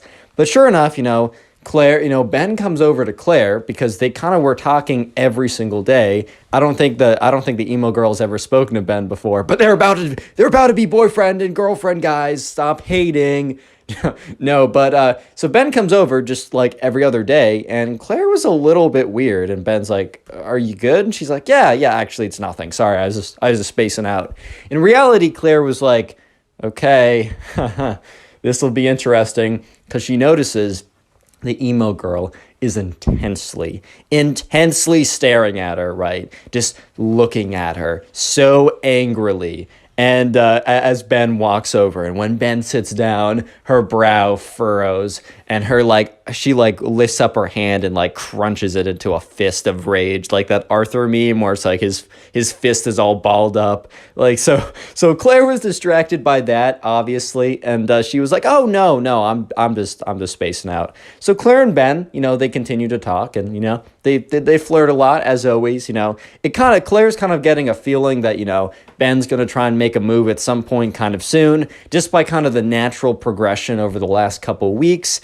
And Claire's all for that, man. I mean, she was kind of like trying to put herself out there so that Ben would hopefully come around and ask her out or something. Sure enough, the bell rings again, and Claire is kind of like power walks out of there. She grabs her bag quickly. She's like, "Aha, Ben, I'll see you in the next one." Because Ben and her go to totally different directions, so it's not like she can walk with Ben. And so Claire is like power walking out of there because she's like, "All right, emo girl is coming for me, man." Like because Claire wasn't looking at the emo girl, but she could just feel it. Like she had kind of like the raid boss music going on. She's like, "Oh man, I got to get out of here, dude. Final boss encroaching, man. Like I got to get out of here." So she grabs her backpack, quickly like puts it on her shoulder and starts to like not sprint out of the classroom, man. Her teacher would have been like, "Stop running, stop it, stop." But sure enough, right now, the emo girl was just as fast and just as intent to be talking to Claire. And she comes up to Claire. She's like, "You didn't heed my warning. You didn't listen to me." And Claire goes, "Dude, I don't know you, but it doesn't seem like you and Ben ever talk. I don't think you're going to be boyfriend and girlfriend. You threatening me with your magic powers or whatever is not going to make me stop talking to this guy, dude. Like, can you go away?" And the emo girl is like, "Fine, but just know that I will give you one last warning." And Claire's like, "Oh boy," kind of rolls her eyes or whatever. And the emo girl's like, "If I see you talking with him again, it is on sight." And Claire's like, "Bro, what? What? Huh?" And the emo girl's all like, "Stop laughing at me. It's not funny. It's serious. I will give you one last chance. And this is your final opportunity to cease your terrible behavior, or you, yes you, Claire, will suffer the consequences." And Claire's just like, "Oh my God, you can't, you gotta be kidding me, dude. Like there's no chance." So she's like, "Okay, thanks for talking to me. Is that all?" And the emo girl's like, "Yes. One last chance. Don't forget it. Don't you forget it. One last chance." And once again, emo girl scuffles off. Little spoiler, Claire does not listen to the emo girl. And the next day in class, the emo girl does something completely crazy. But real quick, comment emo down below if you want to heart in your comment, as that is the secret word of the day, and I will try and heart your comment to say thank you. And also, if you want to support the channel, binge watch videos, or just watch a bunch of videos after this one, or in your free time when you're drawing, about to go to bed, playing video games, go watch one of the playlists. I got Emo Kid playlist, Spoil Kid playlist, and if you do, comment down below so I can personally say thank you, as it really does help. And also, profile pic army looking strong. So you thought that was it for the craziness from this emo girl, that going up and threatening that the evil gods of spells and magic and wizardry she will suffer the consequences. You thought that was bad? No. Pause, bro. You're not even close to what's about to happen, because the next day it rolls around. Okay, I keep saying that like that's something crazy. Oh no, the next day happens. Time is linear. Rah! But anyways, right? Next day rolls around. Claire goes into class. And she makes sure that she's talking to Ben, and she makes sure that the emo kid, or the emo girl specifically, is seeing this. And Claire's kind of like a little bit upset, because she's like, "You know what? This girl is bossing me around. I'm not standing for it." So Claire decides that, she's just going to make a move. Like, she's going to make a move. So anyways, Claire is talking with Ben, and, she sees that the emo girl is at an angle where she can see both of them pretty clearly. And so Claire looks at the emo girl in the eyes. This is a little mean, I'm not gonna lie. However, it is kind of justified, since the emo girl was like threatening to pull up or square up, or like it's on sight if you talk to him, or talking crazy or whatever. So this is a little bit justified, not saying it's not mean, But, Claire is kind of like, oh, Ben, like, tell me about you or whatever. And what Claire does is she puts her hand on like Ben's leg or whatever, kind of like as an indication of like, I like you. Don't go ahead and do this. Especially like you got to ask people first. Like you can't go around just putting your hands on people, bro. As the Connor Pugs endorsement, don't do this. But anyways, like, I mean, she already talked it, like either way she does it. And Ben reciprocates very nicely back, and Ben kind of like puts his hand on her chair, right? You know, when you're like in the classic movie theater scene where it's like you reach your hand behind them to like, I don't know, you know what I'm talking about. And the emo girl legitimately snaps, dude. She freaking snaps. And you're probably thinking she's gonna go up and put a spell on them, or she's gonna like go raw and like sprint to the bathroom to have explosive diarrhea. No, none of those things are true. You know what this girl does when she said it's on site? She meant it. Because Claire, one moment, was like kind of relaxing in the company of her soon-to-be boyfriend, spoiler, Ben. In the next moment, she was on the ground. Do you know why? Because the emo girl freaking tackled her, dude. The emo girl got so angry at the sight of them, like, basically, they weren't holding hands, but they were, like, same level of, like, romantic intimacy as holding hands. She was so mad at that sight that the emo girl legitimately got up out of her seat, buckled her head down, sprinted like a D1 quarterback, and knocked Claire out of, like, tackled Claire, basically, and was like, and started hissing. So right now, Claire's on the ground, the emo girl is on top of her, Ben is sitting there in complete shock, like, what? And everyone in the class turns around, including the teacher. Because they were supposed to be like reading a book or something in pairs. None of this nonsense was supposed to be going down. So the teacher is just like, what's going on over here? And the emo girl is like hissing the entire time. Like, I told you it was on site. Stay away from my boyfriend. And Ben is just so confused. And Claire's like covering her face because the emo girl is like very faintly, but still trying to like claw at her. It's like, don't, like with their big, like, kind of like in Pokemon, like Meowth, or I forgot the cat Pokemon that like Team Rocket has. You know how that like it has scratch attack that does like -1 damage? That was kind of the equivalent of what like the emo girl was doing to Claire. So no damage was done, but it was very strange. And sure enough, Claire at the next moment feels the sensation of the emo girl leaving her body, like being picked up. So she opens her eyes and she sees the emo girl is literally being dragged away by the teacher and dragged out of the classroom. And Claire gets up and Ben looks at her with just this look of, huh? And at this point, Claire's like, Ben, I got some explaining to you. I got some explaining to do. And Claire explains everything that I just told you Click guys. on the video on screen right now. I know you'll enjoy it. Just click it. Do it. Imagine being so spoiled, so entitled, and such a brat that your parents literally disown you. This is what happened to the spoiled kid in today's story.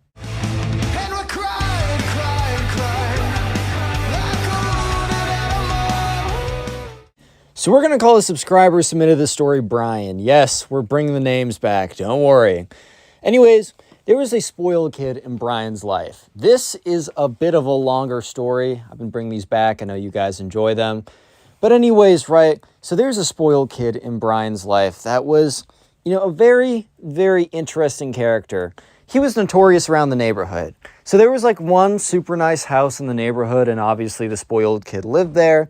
And, he only lived there like for a third of the year because his parents had like crazy expensive houses all around the world in different countries and different states. But while he was there, while he was in the neighborhood, he was an absolute menace. And the kids really knew him because for the majority of the time, middle school, high school, he lived in the neighborhood during the years of during the time that he'd be going to school. So he was never there during the summer or winter breaks or something like that. But his parents liked the school district, so they sent him to school there. So anyways, the kids in the neighborhood, including the subscriber Brian, just slowly over time got used to him. They were aware of him, and everyone kind of knew his antics. However, as Brian got older, he became kind of more and more aware of, how much money he had access to and kind of the stuff like that. And some people with age, some spoiled kids as they get older, become less spoiled as they kind of become more socially aware of the fact that, in all reality, it was kind of luck-based that you were born into this, so you should really act as if, like, super grateful and it's fine that you have it. Like, at the end of the day, some people have it, some people don't, and if you have it, I feel like as long as you act like, nice enough and you're kind of not showy with it, you don't brag about it, you don't use it, I don't know, in the wrong way, then I don't really have an issue with you. So some kids, as they get older, they start as little kids who are spoiled, and then they kind of, they grow out of it. But others, like this spoiled kid, kind of grew into it in a sense. He was always kind of known as being a bit jerky and a bit like showy, especially when he was just showing off things that he didn't get himself. But it got really bad the older he got. So this is a pretty long story of the road to him getting kicked out from his parents' house and them legally trying to disown him. It's a doozy of a story, but it all starts one night, right? So at this point, the subscriber and his friends are actually done with high school. It is the summer that they graduate. So actually, for once, the spoiled kid is actually staying in the neighborhood for the summer. Maybe later on he's a trip to somewhere else. But for the first time, it is a summer when the spoiled kid is going to be interacting with the other kids. So Brian, the subscriber, is kind of just prepared for whatever's going to be thrown his way. But he's also excited because it is, it's finally, they graduate. They're going off to college. This is going to be the last hurrah he's going to have with his friends who he's known ever since he was a little kid. Most of the people who went to the middle school and the high school, he's known forever, and they live in their neighborhood, so he'd hang out with them all the time. So this was kind of like the last kind of thing. This was the last kind of push before they go off and start their lives or whatever.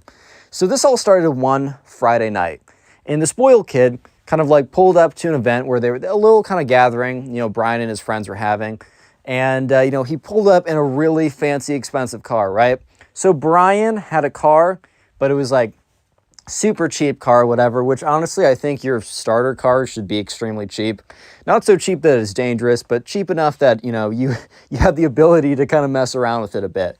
I don't have a car yet, but I know when I will get one, I'll make sure that it won't be some...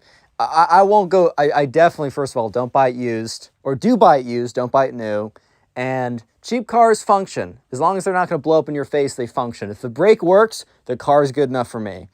Anyways, though, he pulls up in this super crazy expensive car, which is kind of expected for someone like, the spoiled kid, right? And he pulls up, and he's just talking about how, like, he's just, like, extra arrogant.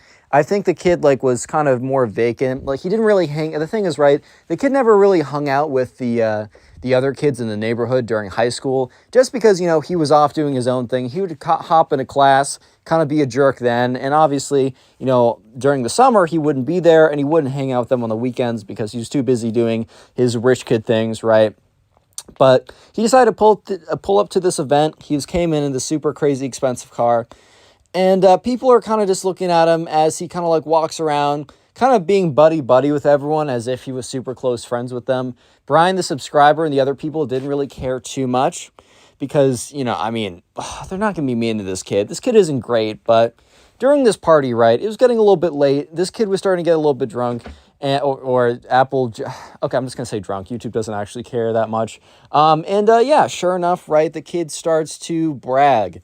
He starts to brag a lot about how he's got the craziest whip ever, how he's got access to all these things, how everyone else has to be like worker drones and go into like work a 9 to 5 and then have like 1 minute of retirement and then die while he gets to be like have this crazy awesome life.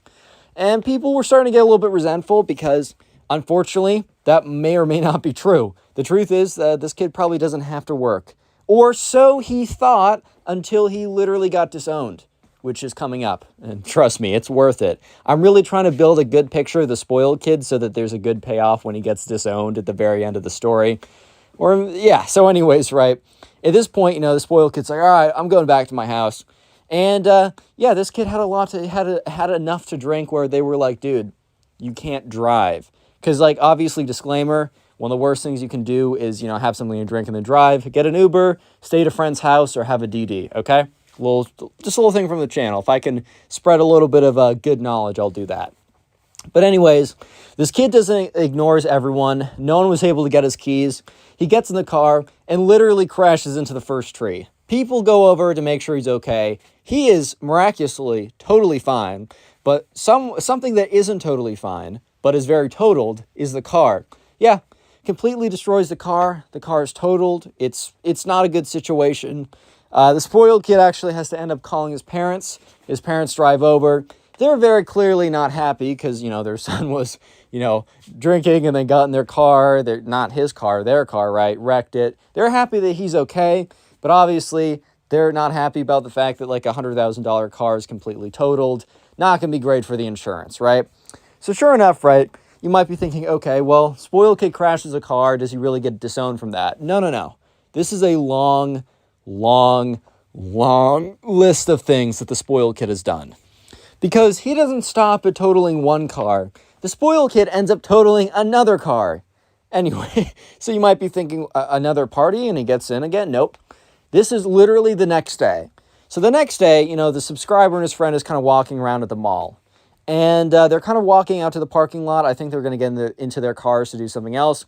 So it's the subscriber, it's some of the subscriber's friends, and I don't know, something like that. And so sure enough, right, the subscriber, he, is kind of like walking around and he sees a pretty fancy car pull up into the driveway or the parking lot of the mall.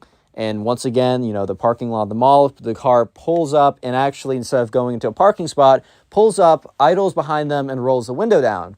Sure enough, it is the spoiled kid. The spoiled kid, kind of is once again in another car. In literally any other family situation, I can almost guarantee you that the spoiled kid would not have access to a vehicle literally one day after totaling the car before. But since his parents had a bajillion dollars and probably infinite cars, they kind of just gave him another car because they're like, we don't want this kid around the house anyways. So sure enough, the spoiled kid is driving around in his new car, and he kind of like pulls down the window. He's like, "What's good, guys?" And they're like, "Oh, like you got access to another car so fast? Like, that's pretty crazy." Loki trying to throw a little bit of shade at him, but completely goes over to this kid's head. He's like, "Yeah, this whip is actually nicer than my last one." And then he goes on to be like, as you can see, this is a model S1 24/7X5. I don't know much about cars. Just talking about how nice the car is, right? And, the subscriber and his friends kind of just sitting there, kind of just looking at each other like, okay, man, that's real nice and all, but we do not care. And so sure enough, the kid's like, yeah, so I don't know. If you know any like banging chicks around here, don't forget to let them know that I have a super sweet ride and we'll take them and give them the time of their lives. Peace, bros. Rolls down the window and literally drives off into the back of another car and totals this car again. The subscriber is just sitting there and just shocked by the fact that the kid literally within 5 seconds of rolling up his window from bragging for 2 minutes straight about his new car after literally just crashing his old car, within 5 seconds just slams into the back of another car, totals his car, which he's once again completely fine. And I don't even know how you totaled your car slamming into the back of another car, but this kid is just so incredibly good at wrecking his own car. Okay, my mistake. I was about to say wrecking his own cars. No. He is incredible. He should go into the professional leagues of wrecking your parents' cars, because that is what he is incredible at, apparently. So sure enough, right, spoiled kid gets out. He's like, man, you're in my way. Like, you have to get out of my way. And like the other guy was literally in a parking spot. The guy was still in his car. Thankfully, he was good too. He was parked in a parking spot, and he gets out and he's like, you rear-ended me, but you didn't just rear-end me. You rear-ended me when I was in a parking spot. Like, how am I in your way if I'm in a parking spot? And the spoiled kid's like, well, you should have seen that I was coming and got out of the way. Obviously, the spoiled kid is clearly wrong in the situation. And the spoiled kid calls his parents because when the guy's like, what's your insurance? Like, let's trade insurance or whatever, and starts taking photos. Spoiled kid's like, what's insurance? So he has to call his parents. His parents come over, and his parents are very not happy because, after their son drunkenly crashed their car the night before, they give him another seemingly even more expensive car, which is low-key on them for that much trust. and he crashes into some guy who's parked in a parking lot. Like, dude, how do you even crash into a stationary car that's parked in the parking lot and end up totaling the car? I mean, it's just crazy enough that he crashed into a stationary car in the first place, but dude, what? Yeah, so anyways, the parents are very much not happy. And from that point on, he drives, they give him a significantly less expensive car. It's still like really good. It's still like $20,000, which is an insane amount for a car, but it's nothing that like the spoiled kid would want to flex. This spoiled kid would only flex a car that is $100,000 or more, because anything less than $100,000 on a car is a brokey car. Obviously not. Like, as I said earlier, if the brake works, it's a car, in my opinion. But yeah, the spoiled kid would not be flexing his, oh my god, it's only a Tesla. Oh, I'm so poor right now. Yeah, that's the spoiled kid's mentality. So while he was still able to drive around a lot, yeah, he was not able to flex it. However, you might be thinking, oh, the parents disowned him just over, breaking a few cars. Like, sure, the kid's a menace, but really disowning him? Like, kicking him out and all that? No. The story continues. This kid gets worse. So this kid keeps on showing up to these parties, right? And the thing is, it's not only just these parties. This kid just, like, appears around the town a ton. And, the kid shows up, doesn't flex his car too much, but shows up in his car, just kind of, like, appears places where people are. Either that being during the day or at night, if there's a party or something. This kid just kind of, like, appears places, which is kind of weird, but, they kind of just don't question it. And the thing is, though, this kid was super egotistical. And he also was, like, super aggressive. Like, he was kind of crazy, dude. So, like, he would, like, just randomly get into fights with people. And at parties, it was a little bit easier to just be, like, kick the two people out. Even if he just, like, fought someone, like, randomly. I don't know. Like, they'd still kick the person out as well who he fought. Which, just to, like, mitigate the whole thing. Just to, like, cool it down or whatever. So, whenever the spoiled kid came up to, showed up at a party or something, there was like a 1 in 5, there's a 1 in 3 chance that he was going to get kicked out because he tried to fight someone. But the real problem started when he just started fighting people in broad daylight. So yeah, one day at the mall, this was about like 1 or 2 weeks after the whole he crashed 2 cars in like the span of 24 hours incident, the subscriber was hanging out with a friend at the mall, right? And for some reason, the spoiled kid was just walking around there. And for some reason, this kid had beef with his friend. The subscriber doesn't totally know what his friend did, but his friend after the fact was like, dude, like, I think he asked for test answers junior year and I just didn't give it to him. But like, other than that, I can't think of anything else he'd have like beef with me about. So basically the spoiled kid was so petty that he was willing to hold beef with someone because they didn't give him test answers back in junior year. I mean, this is the spoiled kid we're talking about, so it's not like I'm like, wow, blown away or anything. It's kind of expected. But anyways, right, at the same time, so the subscriber and his friend is kind of walking through the mall. The spoiled kid sees him, and the spoiled kid literally just, like, out of, like, nowhere, basically jumps on this kid and just starts swinging on him. And it's ridiculous, too. And the thing is that's funny is the spoiled kid decided to do this in front of the mall cop. So, yeah, the spoiled kid just starts swinging on this kid. This kid obviously isn't going to, like, well, it's not obviously not going to fight back. But he knows that he has a better chance of just kind of like trying to like avoid the confrontation entirely. So he kind of backs out, especially he sees that there's a mall cop right there. I think, the subscriber's friend had a bit more spatial awareness than the spoiled kid did.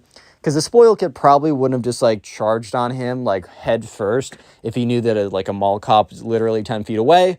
But sure enough, right, the subscriber, is just watching as this all happens. And the mall cop almost like immediately, like 25 seconds in, jumps in, breaks them up, and puts the spoiled kid under arrest.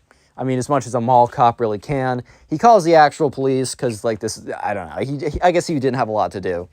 And so, he asked the subscriber and his friend to stick around. Eventually, the police show up. The mall cop gives, his eyewitness or whatever. He's interviewed, and eventually, the parents are called.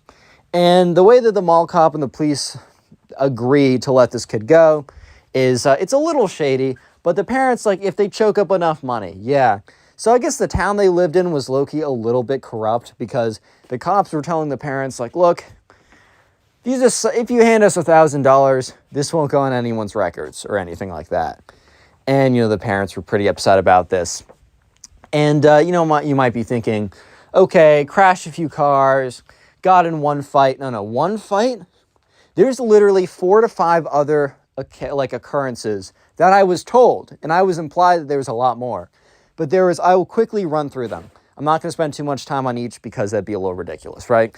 One time at an ice cream shop, one of the subscriber's friends was getting ice cream when the spoiled kid came in and apparently just didn't like his fit. He said it wasn't drippy enough, so tried to punch him in the face. Once again, the cops are called, and it's the same cops that are around the entire neighborhood or whatever, or the town.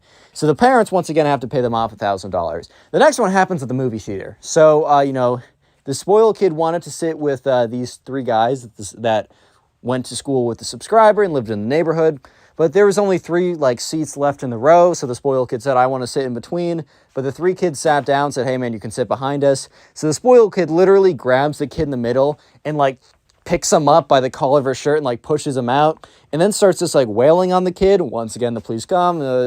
Once again, another $1,000 down the drain. This kid's insane. Another instance, right? And remember, this kid is only doing it again and again because he genuinely believes no matter what he does, he can get away with anything. I'm just going to tell you one more of these because at some point they all kind of sound the same. But anyways, this literally just happened. They were walking down the street. The spoiled kid saw some kid that he remembered was I don't know, kind of weird in freshman year, but had totally changed by then, and was you're weird in freshman year, and just socks him in the face. The most ridiculous stuff ever. Once again, the police come over, and they're just call up the parents. They're do you want to just Venmo me $1,000 at this point to make it easier? So yeah, a lot of corruption is going down in the city, but at the same time, the thing we're supposed to be focusing on is every single time this happens, the parents are getting more and more and more upset. And apparently every single time this is happening, they are screaming at the kid. It's not as if they're okay then. At the end of the day, they keep paying the fines, which honestly, they probably should have just let their son go to jail for a night or two. Would have been a lot more effective than just getting him out and paying the cops $1,000 and yelling at the spoiled kid, because pretty clearly yelling at the spoiled kid was not functional. And the thing we've made it to that part of the story where I tell you the thing that really drove them over the line to disown the kid and kick him out. So remember, this is accumulation of everything. And if you made it this far into the video, comment spoiled down below. Real quick, we're bringing back the secret word of the day. So anyways, the subscriber has a friend. We're going to call this friend Will. And Will, a night before, was at a party that the spoiled kid was at. And the spoiled kid had a girlfriend. This girlfriend, he legitimately flew in from Dubai. He messaged some Instagram model on he just DM'd some Instagram model on Instagram, paid for her flight, said I'm gonna bring you all these crazy things or whatever. So this very beautiful girl from Dubai was just at the party. It was the weirdest thing ever, and only something that the spoiled kid of a super rich parent would ever do. And anyways, since the subscriber's friend Will didn't know who this girl was, he went in and introduced himself. The spoiled kid immediately, since he has a 1-inch weenie, right, was threatened by this and needed to intervene. So sure enough, the spoiled kid goes up to Will and is hey, you're trying to steal my girlfriend. By the way, this was not his girlfriend. This was some kind of escort type business. Or I don't even know what it was. I genuinely don't even know. Maybe it was his girlfriend, but not really, if you know what I mean, right? So Will immediately backs off. He's all right, man, I don't know who this is. I was just introducing myself. And the spoiled kid didn't try and fight him, which is kind of weird. And I guess the subscriber and the spoiled kid kind of just assumed that the subscriber and his friend Will kind of just assumed that the spoiled kid, gave up or just didn't care about it anymore. Just didn't care about the whole instance. But they were wrong, because the next day they went to the beach because it was during the summer. And there was kind of a beach in the area that they were at. So it was a cool kind of attraction. A lot of people would go there. Water was nice enough. It wasn't a jacuzzi or something, but it was nice. It was temperate enough for a pool. And I don't know if it's a lake or an ocean, doesn't matter. It's a beach, either way. So they're at the beach. And the beach, the lake or ocean is big enough that, boats can be in it. So maybe it is maybe they live in a coastal town that's by the ocean. Because the spoiled kid's parents have a boat, and they let him drive around in the boat, which is honestly more productive use of his time than crashing cars or beating up kids. So especially more after he started beat up a bunch of kids, they encouraged him to go more and more in the boat. So the subscriber and his friend Will were just kind of like in the water, and that's when they see this boat coming at them. And they're like, okay, that's a little bit weird. And that's when the boat continues to come at them. So the subscriber is like, hey, maybe this guy isn't really paying attention. Let's get out of the water. So they start swimming away, and the boat gets closer and closer, and it's very apparent that they're coming after him. So the subscriber and Will barely make it out of the water before the boat like literally crashes onto land and almost smashes through Will, right? Almost really seriously hurts him. The good thing is, right, the spoiled kid is not a good enough pilot to really aim this thing correctly, but smashes it onto land and goes like right by Will's head. It was a very close call. Obviously, a bunch of the people on the beach were freaking out. Boat was completely ruined. The spoiled kid was yelling at the subscriber and Will like, you made me crash my boat. That's what you get for talking to my girlfriend. And they're like, what? So yeah, once again, the parents are called. And there's like some lifeguards, security officer, police, whatever. It's a whole scene. Everyone has to clear the beach. And the parents come. And for the first time ever, the spoiled kid's parents do not come in a rage. They're not yelling. They're not freaking out. They're just completely silent. They're very calm and collected, which one would think that would mean that they were kind of used to this and they were just like, whatever. But no, actually the opposite. They're done at this point. So comes over, and the police officer's like, all right, you know, this is a little bit bigger, so we need a $10,000 fine, and we'll clean this all up, right? And the parents will say no. The police officer's like, okay, well, you know, that means we have to, like, pursue legal action with your son and all this kind of stuff. And they're like, our son? No. Him? Yes. And they point to their son, and the spoiled kid's like, what? This kid remembers, like, 20 or something. He had to repeat high school a bunch of times, which is fine, but just context. And they're like, yeah. Oh, yeah, by the way, Billy. They look at him. Let's call him Billy, right? Like, you are no longer living with us. You have no respect for us. You have no respect for anything that we've done for you. It's time that you learn how to actually be, you know, a real person. And he's like, dude, what? Like, just pay the fine, Mom. Like, it's whatever. They're like, no. And at this point, like, they explain that they have been on, like, the verge of this for a while. But as of tonight, they're kicking Billy out. And as of a couple weeks ago, they had been starting to look into the process of legitimately disowning him as a son. And he's like, dude, what? That's not chill at all. Screw you guys. So yeah, they ended up not paying the $10,000 to the cops. So the cops decided to pursue him. And this kid was an adult. I didn't get an update on exactly what punishment happened. But apparently, like, Billy was still kind of, he was able to, like, get some money out of his parents before they completely cut off all of his credit cards. So he was able to spend a lot of money really quickly, but then all of his cards got frozen. And the subscriber, like, this happened like last summer. So to this day, the subscriber has not seen Billy since. Maybe he's in some like random European country. He has no idea. But moral of the story is, don't take advantage of your parents because, you know, maybe they'll just drop you one day. Is that the moral of the story? Click on the video on screen right now. I know you'll enjoy it. Just click it. Do it. From a kid who thinks he can be a jerk because his dad runs the place and gets destroyed, to a rich kid who thinks he is great at everything because he's never been told no in his life, and life comes to him fast. These are the most satisfying stories of rich kids who think that they run the world getting destroyed in the real world.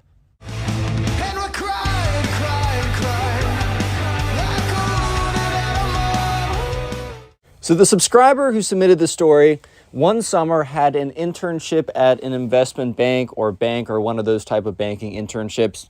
Basically, this kid was in college and he wanted to go into kind of banking or finance. So he got one of those internships at a bank, and these were pretty competitive. So he was pretty well prepared. He was pretty professional, and he was definitely up to par with the quality that this bank wanted. However, you know, there was a couple other kids that were interns as well. I think the intern class was like 4 to 5, but like one of the interns, right, was distinguishably a lot worse than the others and very clearly did not care. The reason was because this kid did not get in this internship out of merit, out of skill, out of, you know, grit and the ability to, you know, persevere through tough times. No, this kid got the internship because his dad was literally CEO of the bank. This wasn't like one of the big banks like JP Morgan Chase, Citibank. This was a much smaller one, but it was still really big enough. And obviously, if your dad is CEO, you can probably swing an intern position at it, like you could probably do that. So anyways, right, on the first day of like meeting all of them, right, it was like the first like meeting was over Zoom, and then they were going to do it in person, but there was like a little like pre-meeting type thing where they told you about like information, what to expect, a little get together, the other interns and the subscriber and all the interns got together on a Zoom meeting. Well, 4 of them did, because the 5th one was 10 minutes late. Can you guys guess who the 5th one was? Let's see, A, B, C. A, it was the subscriber. B, it was another kid who actually worked hard to get there. Or C, the CEO's son who didn't have to do a thing and got the internship because of nepotism. If you answered A or B, well, I don't know, you're just wrong, because it was C. Sure enough, it was the CEO's son who was like 10 minutes late or whatever. So while the kids were like sitting in the Zoom meeting, like just listening to, okay, so you're going to have to get there by 9 every morning. You're expected to do X, Y, or Z. If you have any questions, here's a good contact for me or your direct supervisor. Like this isn't like supposed to be like competitive, like like you're supposed to like work with each other. Like you could all get job offers, because the thing about the internship is like you really want a job offer afterwards. That's like the best option, or in a couple of years or whatever. And so they were trying to say like it's not competitive between you guys. You could all get job offers, really work together, because that's what we do at the bank anyways. And then like 10 minutes in, this kid just shows up randomly. And this kid just like comes in, he's all disheveled. All the other guys dress up for their Zoom meeting, because like they were kind of told in the email, hey, be a little formal. Like I know it's over Zoom or whatever, but kind of like show up, just kind of dress up a little bit for Zoom. But this kid came in with a big sweatshirt on, backwards hat, which is totally fine to walk around in. And like if you're just a totally fine casual outfit. But bro, if you're really trying to like, I don't know, put it together for like an official meeting or something like that, and it says don't dress casually, then don't dress casually. But sure enough, since this was the kid of the CEO, he literally didn't care. And he came in 10 minutes late, dressed up all sloppily or whatever. So anyways, 20 minutes go by, and it's time for all the kids to introduce themselves and meet each other. So sure enough, right, they go around, and they all say their first and last names. And the subscriber notices, because like the subscriber did a lot of research about the bank, just because during the interview he was prepared if they're going to ask a history question about the bank, like when was it founded, who's the current CEO, what is like all these kind of information, right? They ended up not asking those specific questions, but for that reason the subscriber knew all this information. So when he heard the last name of this kid, it matched up with the last name of the CEO of the bank. So, very quickly with a nice little Google search, the CEO of the bank was like, it wasn't a huge bank, but it was a big enough bank that this guy had like a public profile. And through some Google searching, right, he found that the name of the kid who was in the internship program happened to match up exactly with the name of the kid of the CEO of the bank. And after a bit more research, he found a photo, and the photos matched up. So after the Zoom meeting and doing a bit of research, the subscriber realized that one of the interns is actually the kid of the CEO of the bank that they were working at. So anyways, on the first day, sure enough, this kid, the subscriber and all the other interns that actually worked to get there, they struggled. They understand what it takes, or they understand how valuable this is, because they put in the work to get it. That's one thing you'll see. When people are just handed everything, they won't understand the value of it. In fact, a perspective is, in a sense, they're robbed of the true importance. Like they are robbed of the joy of reaping the rewards, because you're not reaping the rewards of anything, you're just giving it. But anyways, it was very, very, very apparent in the way that all these kids showed up, because the ones that worked for it showed up 5 minutes early, if not 10 minutes early, because you never know how long it takes with traffic, with navigating the New York City bus system or train system, whatever, right? So sure enough, they showed up like at minimum 5, 10, 15 minutes early. But the spoiled kid, we're just going to call him the spoiled kid from this point on, he literally came in 25 minutes late. And he had some lame excuse like, sorry man, bus got I don't know, traffic or something like that. Which fair enough. Sure, I guess. But at the end of the day, you got to be prepared for that. It's your first day. If that happens 2 weeks into the job, then I think that's more acceptable. But on your first day of work, especially for something really important like this, you got to show up, at least give yourself a good enough margin, especially if you're doing work in New York City. I know some of you guys are out of the country, or the country I live in, the United States, and you've never been to New York City, and some of you guys just in the country have never been in New York City, that place is crazy. You got to give yourself a lot of time because like traffic and stuff will happen. And especially when you want it to least happen. So sure enough, they're in there the first day and they're doing work. And when you're an intern, especially for like a banking intern, you're not doing anything too crazy.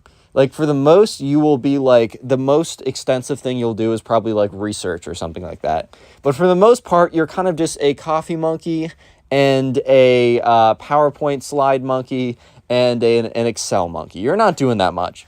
So sure enough, right, they're just rearranging stuff on Excel. They're just kind of like editing PowerPoint slides. It's a lot of work, but it's nothing's like that hard or that interesting or stimulating. They kind of just give like the interns and the very low level employees like kind of the grunt work that no one really wants to do. So they're all sitting around doing it and they're all given one big glob of an assignment. So it's like they're given one stack where it's like, okay, you got to do all of this, you got to do this, all this kind of stuff, right? So sure enough, there's all these things that they got to do. And the thing is, though, it wasn't divided up evenly between them. It was just given to one of them. And they said, okay, I need you to delegate all the, I need you guys to delegate the work between, like amongst yourself. We're not going to delegate the work for you. That's up to you guys. So sure enough, right, they just kind of like all four of them, not the fifth one, all four of them, they go in and, they just, they go in, they grab some of the work or they delegate some of the work if it's not like paperwork. Because a lot of it was Excel, PowerPoint, stuff like that, research. So the one kid who didn't was the spoiled kid. Because why would he have to work? His dad runs the place. He just shows up because his dad isn't going to let him play Fortnite all summer like he did last summer, right? He actually has to get a job or something. Like, screw you, Dad. Give me all these opportunities. I just want to play Fortnite and do nothing all day. Meh. But anyways, right? Sure enough, like all the other four interns, including the subscriber, kind of gave this kid a side eye. Like, are you really just going to sit there and not do anything? So yeah, sure enough, they end up doing all the work and the kid is on his phone watching like TikTok videos or something. And by like 8 at night or something, because they wanted to make sure they got it all done and really show initiative on the first day. First of all, the kid left like at 3, which they're supposed to leave at 5. And the others stayed till 8. Low-key, the reason was because it was work for 5 people to finish at 5. But if you only have 4 people working on it, you're going to have to like stay a couple extra hours because the last person didn't pull through. You really do hate to see it. And this was a pattern that literally just continued on and on and on again. However, one of these days, it's actually like about a month into the internship, and the interns are doing really well. I mean, the 4 of them are. The 5th one, aka the spoiled kid, literally sits there and does nothing all day. So is he doing well? I don't know. But really good reputation the interns are accruing right now. Everyone sees them as really capable and just really impressed by what they're able to do. So now they're given a more official assignment, and also for the first time ever, they're each given individual things they're supposed to do. Because the reason for this is they're each assigned to individual teams. So each of them is like given as part of a team or whatever, and they're all given a very important research role. Basically, they've been doing research the whole time, or the 4 of them have been doing research. The spoiled kid had not. And they had done a really good job, so they were all like 4 to 5 different teams were, going to be presenting to investors, and they were pretty important meetings. So these interns were given a super important job, and they were informed of how important the job was, to do research to give to the analysts and associates to put together for slides that would be given to the VPs or the MDs or whatever that would then present it. So what ended up happening was pretty funny. Because basically what happened here was you have to realize the spoiled kid had not done any research at all for the last 2 weeks. So he has no idea what this whole research thing is, right? So all the other kids do a really good job. The subscriber and the other 3, they do a really good job. They supply really good information to the VPs and the analysts and associates or whatever. They put together good presentations. And, it's a good enough presentation that if the investor wanted to invest based on the information, they would have. And if it wasn't right for them, then they wouldn't invest. But it wasn't because, the information was bad or was presented in a poor way. However, with the spoiled kid, first of all, he doesn't know how to do any of it because he's never done any of it. Second of all, he's too arrogant to ask for help. He's too kind of like full of himself to believe that he ever has to ask anyone else for help, especially the poor kids that he was like working with. Like he'd never have to ask them. He's above them. They're below him. And a combination of arrogance and procrastination led him to a point where like at 2 hours before the deadline, he's like, okay, I just got to figure this out. And the thing is, right, instead of actually doing research on, whatever specific thing they were supposed to do research on, he just plugged in random numbers. The thing is, though, the random numbers were like close enough to being the right numbers. Like if you had no context and you just believed these numbers at face value, it's like if I said like a hamburger had 1 trillion calories in it, you wouldn't believe me because that's not reasonable. But if I said a hamburger had 300 calories and it actually had 800, you would probably believe me even if 300 felt a little bit low because it's in the range of possibility. Same thing if a piece of steak had 500 calories but I said it had 1,200, you would probably believe me. But if I said it had 1 billion, you wouldn't believe me. So the spoiled kid put in random numbers that were close enough to being realistic that the analysts and VPs didn't check them over, because to check them over would literally to be doing the grunt work again. And the whole point of the interns was to do the grunt work and to find the information. So the analysts and VPs created this whole presentation or an entire like deck or whatever these like bank people do. I'm not a banker, right? I'm into stocks for my own personal, financial security. If you ever want me to talk about that on my like second channel, let me know. But so they put together a whole presentation. However, mid-demonstration to these like very sophisticated, important investors, there was obvious holes in the presentation and something was fishy, and the investors were questioning the numbers that they were showing. And the analysts and VPs were starting to realize on the spot that something was not right about their models. Something was not right about the information that they were given. And apparently the presentation was a massive disaster. Like the whole thing completely exploded in their faces. So all the analysts the next day are kind of sitting in their office. They have the interns are all kind of sitting in their little intern office, right? So when they're all sitting in there, one of the managers walks in and says, I need to speak to the spoiled kid right now. And the spoiled kid is on his phone playing Fortnite or something. And like the other 3 or other 4 of them are doing work, and the spoiled kid looks up and the other kids look over too, because they're like, what? And like a whole team of like executives walk in and like, we just lost like our 4th biggest client because the information you gave us was faulty. Like, where did you get that information? He's like, and they're looking at him. They're like, we looked over the data and on closer inspection, it looks like you just randomly put numbers in there. And all the other kids are kind of looking at each other like, okay, I totally believe the spoiled kid would do something stupid enough like that. Like, it's totally not out of the realm of possibility that the spoiled kid would just spam in random numbers and not actually do the work. And sure enough, this is probably the greatest thing. The spoiled kid's dad is called down, and he walks down into the office, and he just has this look of like disappointment right on his face. And what ends up happening is the spoiled kid's own dad tells him that he's let go, that he's fired. The spoiled kid's dad fires his own son because he messed up as an intern so badly that they lost their like 4th biggest client. I'm not even kidding you. And if you thought that this spoiled kid was bad, then you are not ready for the next spoiled kid story. You're simply not physically prepared for the amount of spoiled in this next story. Let's hop into it. So the subscriber in this story is working at a sports broadcasting company as an intern over the summer. So I don't really know. It wasn't like ESPN or anything too big like that, but it was a pretty big, at least locally, sports broadcasting company. So they covered all things in sports or whatever, sports media, stuff like that. I'm not super well versed in that field. So if I make some mistakes, like with technical things, and you guys are super big sports fans, keep going. Don't take it too personally in the comments. I'll do my best. But anyways, right? So sure enough, right? There was 2 interns. There's a subscriber, and then there's the spoiled kid, right? So basically, the spoiled kid, it wasn't as if his dad was the CEO of the company like last time. However, his dad was like a really big shot, like a hot shot, like big boy lawyer type dude. and he like knew the guy who like ran the sports company, and basically said like, hey, like my son really wants to be an intern here. I know he's not qualified, but remember when we represented your company last time and we did a really good job? I would really appreciate it if you did a favor for me too. Kind of like a conversation like that happened behind closed doors.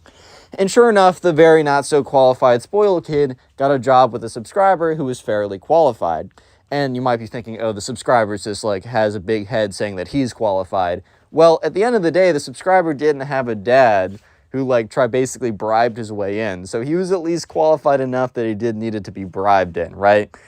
So sure enough, the spoiled kid's arrogance was put on display almost right away, because as interns, they were given a lot of work. So in some cases, when you're an intern, you're given nothing of importance, like literally nothing of importance.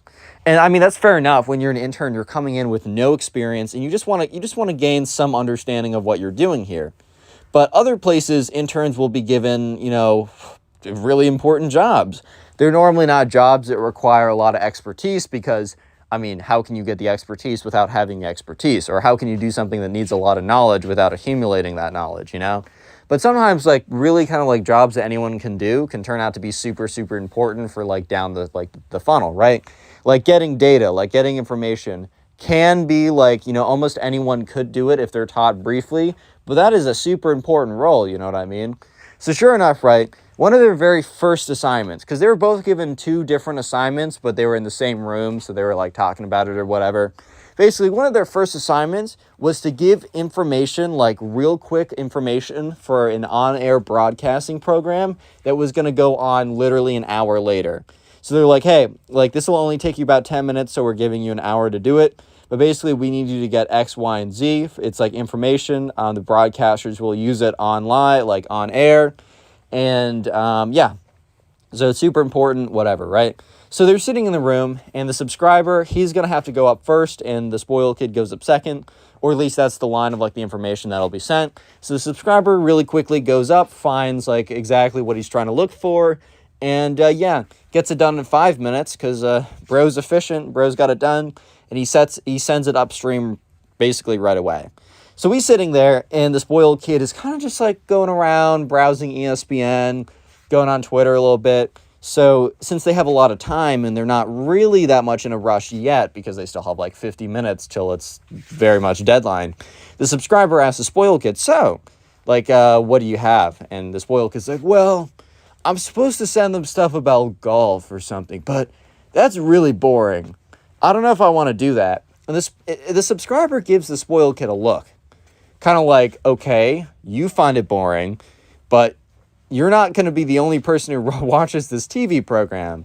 Obviously, they want you to have, golf information send it upstream because that's what's on air. That's what you're supposed, or radio or whatever, right? They're like, you send that upstream because that's what people at the time, they need a variety of sports. There's people who are listening to that. I know that you don't find it interesting, but there are definitely people who are tuning in specifically to listen to that, So sure enough, right, the subscriber kind of looks at the spoiled kid like, bro, like, think carefully with what you're doing here, right?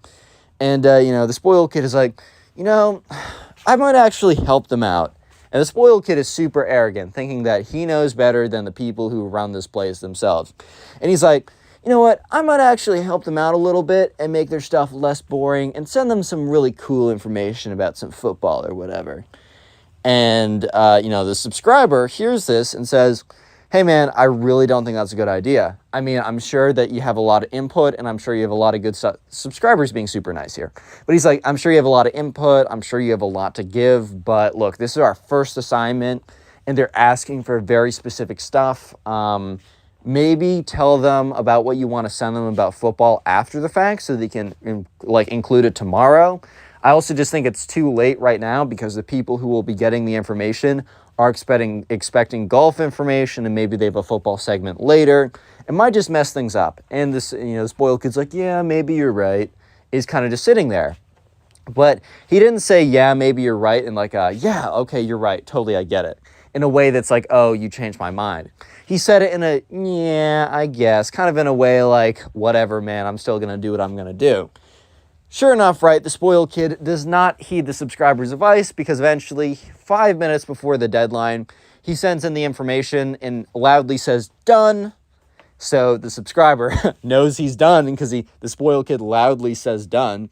So he looks over, he's like, "Oh, so did you end up sending in the golf information?" And the spoiled kid looks at him and says, "Nope." And the subscriber looks at him with this look of, "Oh man, you messed up." And the subscriber for a second is like, "Okay, you messed up, but does that mean we messed up?" Because like they're the only two interns. Thankfully, right, the information, like each of them was given a separate, bundle of information to send, and it was very clear that the spoiled kids was the wrong one and not the subscribers. But anyways, right, they tune into the live programming, and the first, I think it was radio, right? So the first sound bite that they hear was, the subscriber's information that he sent in with some analysis and whatever by the TV host, the radio host.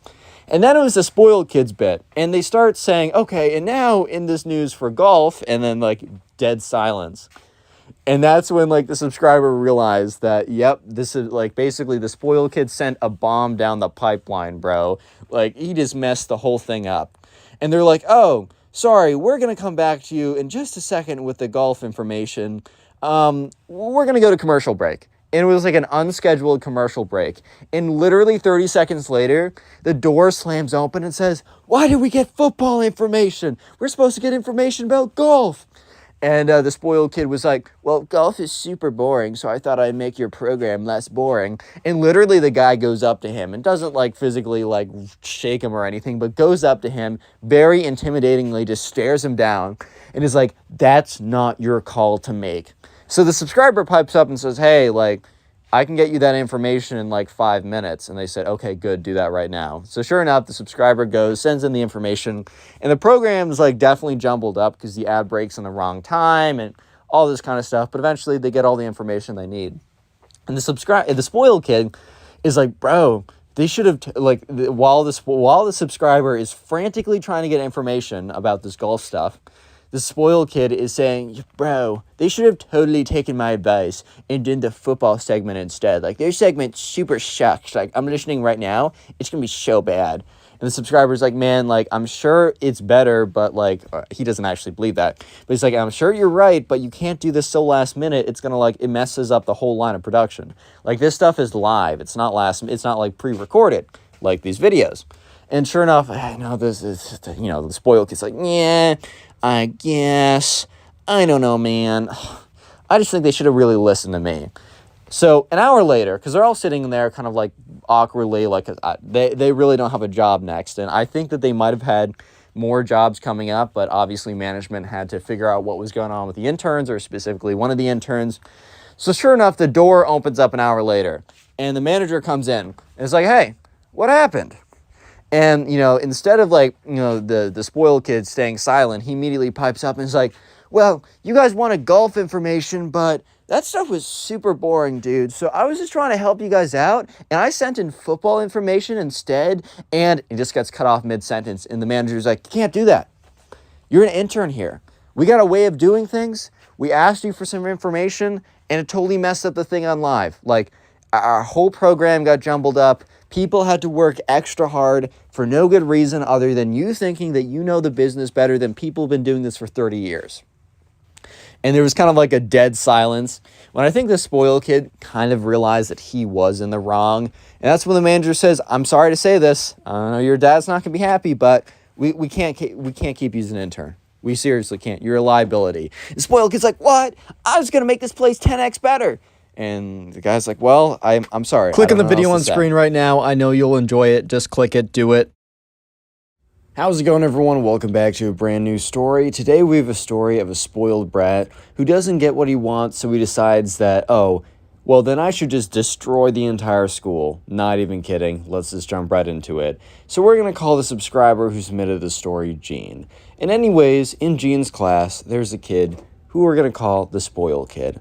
The spoiled kid didn't really have any friends, not because everyone there was mean to him, but because everyone there saw him as who he was, as the spoiled kid, who was a jerk to everyone because he could be. Or not just because he could be, but because he believed that he was better than everyone else. He believed that he was a god, man. I mean, that's just kind of how his parents raised him, which it's always good to raise your kid with a bit of confidence, but not like this. So anyways, one day, the teacher was handing back a pretty big test that they all did, and the spoiled kid probably believed that he didn't even need to study for this, so yeah, when the teacher was handing them back, I mean, the teacher was walking around the classroom. You can tell when the teacher's, like, handing back a, like, piece of, like, a test, and they flip it over, and they kind of, like, you know, the teacher was putting it front side up for some people and flipping it over for others because, you know, you already know the teacher's like, I know you don't want your classmates seeing this grade. And eventually, Gene is watching as the teacher goes over to the spoiled kid and hands back a test. The spoiled kid looks at it very quickly, has a look on his face, and immediately raises his hand. Look, whenever you do poorly on a test, you always hate to see it. It's not a fun sight, and I agree with that. However, sometimes, like, at least, at a minimum, look at what mistakes you made, and if you think that you deserve a different grade, at least point out why and where you think the teacher went wrong with grading grading the test or whatever. So, this, Gene raises his hand, and, the teacher kind of, like, looks around and is a little confused because he's kind of thinking to himself, well, this is kind of a quick turnaround, like I did just... Did the spoiled kid even look at the test, or is he just raising his hand? And the teacher, he's not going to ignore him, so he's like, yes, spoiled kid, like, what's up? Like, what do you want to say? And the spoiled kid's like, you made a mistake. And the teacher looks at him and says, I don't think I did. And the spoiled kid's like, I know I deserve a better grade than this, and I will not settle for this. And the teacher's like, well, I mean... Can't really change the past on this one, but you could always study harder for the next test. That's a pretty good way of changing things. And the spoiled kid's like, no, you don't understand. And the teacher's like, no, I think I do understand. Like, you didn't study enough for the test, and, I mean, here are the consequences of your actions, I guess. And the spoiled kid says, no. And the spoiled kid stands up. He says, I demand an A on this test. And the teacher looks at him, and everyone in the class, including Gene, is kind of just looking at this kid and is like, all right, spoiled kid, like, what's your move here, bro? Like, you're acting kind of goofy right now, bro. I'm not going to lie to you. And, the teacher's just looking at the spoiled kid and is like, no, like, I will not give you an A because you demand it. Like, I'm not going to degrade my job for you just because you want something. I'm not going to, like, soil the integrity of, like, what I am doing just to, like, entertain this, to give you what you want. And the spoiled kid looks at him and says, I'm going to count to 3. It's so funny, when people, like, start counting down, just assuming that that's going to change something. It's like a classic, like, trick that, like, parents will use, and I get it because parents can actually give consequences, but sometimes people will be like, give me something, and the person will be like, no, and they'll be like, 3, 2, and it's kind of just like, what? So the spoiled kid counts all the way down, and the teacher's just looking at him with a look of like, I'm not changing what I'm doing. Like, are you serious right now? And the spoiled kid looks at the teacher and is like, fine, you've made your choice. You will regret this. Or he says something along the lines of that. And the spoiled kid storms out of class to who knows where, right? So about 5 minutes later, first of all, immediately after, it's super awkward in there, and the teacher's like, well then, and the class laughs a little bit, just trying to break the awkwardness, right? So about 5 minutes later, Gene raises his hand because he has to go to the bathroom really bad. And the teacher's like, okay, sure, just make it quick. So Gene gets up, walks over to the bathroom, and when he opens up the guy's bathroom, he sees the spoiled kid in there. So I guess Gene didn't really know where the spoiled kid went off to, but now he does, and he's like, oh, okay. And the spoiled kid looks at him, and Gene looks at the spoiled kid. But Gene looks at the spoiled kid, and he notices that the spoiled kid is shoving the toilets full of paper towels. The spoiled kid is just got, like, he broke into, like, he didn't only empty out the paper towels that were in the dispenser, he broke into the little cabinet underneath that was just full of paper towels, and he had taken every single one and was just stuffing them into the toilets, right? He was just clogging up the whole system. And the spoiled kid was like, get out of here, Gene, I'm busy. And Gene's like, can I use the bathroom? He's like, no! And Gene's just kind of looking at him like, dude, what? And yeah, so the spoiled kid continues to, like, stuff more paper towels into the toilets. And Gene's like, what are you doing over here? And the spoiled kid says, just get out of here. You don't want to know. And, he's like, I kind of got to go to the bathroom. He's like, go to the private bathroom. So Gene's like, okay, whatever. So Gene walks over, goes to, like, the private bathroom, which is technically the teacher's bathroom, and Gene would get in a little bit of trouble. Nothing crazy, right? But he'd be like, get out. Like, the teacher would be like, you can't be in here. Get out of here, right? But Gene goes into the private bathroom either way. And while he's sitting on the toilet, he hears this kind of like, or he feels this kind of rumbling, right? It's like the pipe systems are rumbling. And this is when, like, he gets off the toilet and he looks underneath and the toilet is like pouring water out from the bottom of it. And he's like, oh my God. And he steps out, right? And he's like, oh my God, did I do this? And then he looks around and he just sees water leaking out of everything. And that's when he hears on the loudspeaker an announcement saying that everyone has to go to the front yard, which is like outside in front of the school. So after that, like 30 seconds after, he sees all these teachers filing out their students in a single file line. He sees puddles of water forming everywhere. And he just does not make the connection with what Gene just did, right? So they're all standing outside and there's like, people are coming over, like, I don't know, not the fire department, but like the emergency plumbers? Dude, I don't know. That's obviously not right. But, there's like official people coming over. Everyone's standing outside. It's been about 30 minutes and everyone's standing in line with their class. The spoiled kid is nowhere to be seen, but Gene honestly doesn't think anything of it. And also Gene doesn't make the connection that maybe there's a connection between the fact that the spoiled kid disappeared into the bathroom and was clogging them with paper towels and the fact that the whole piping system is going down, right?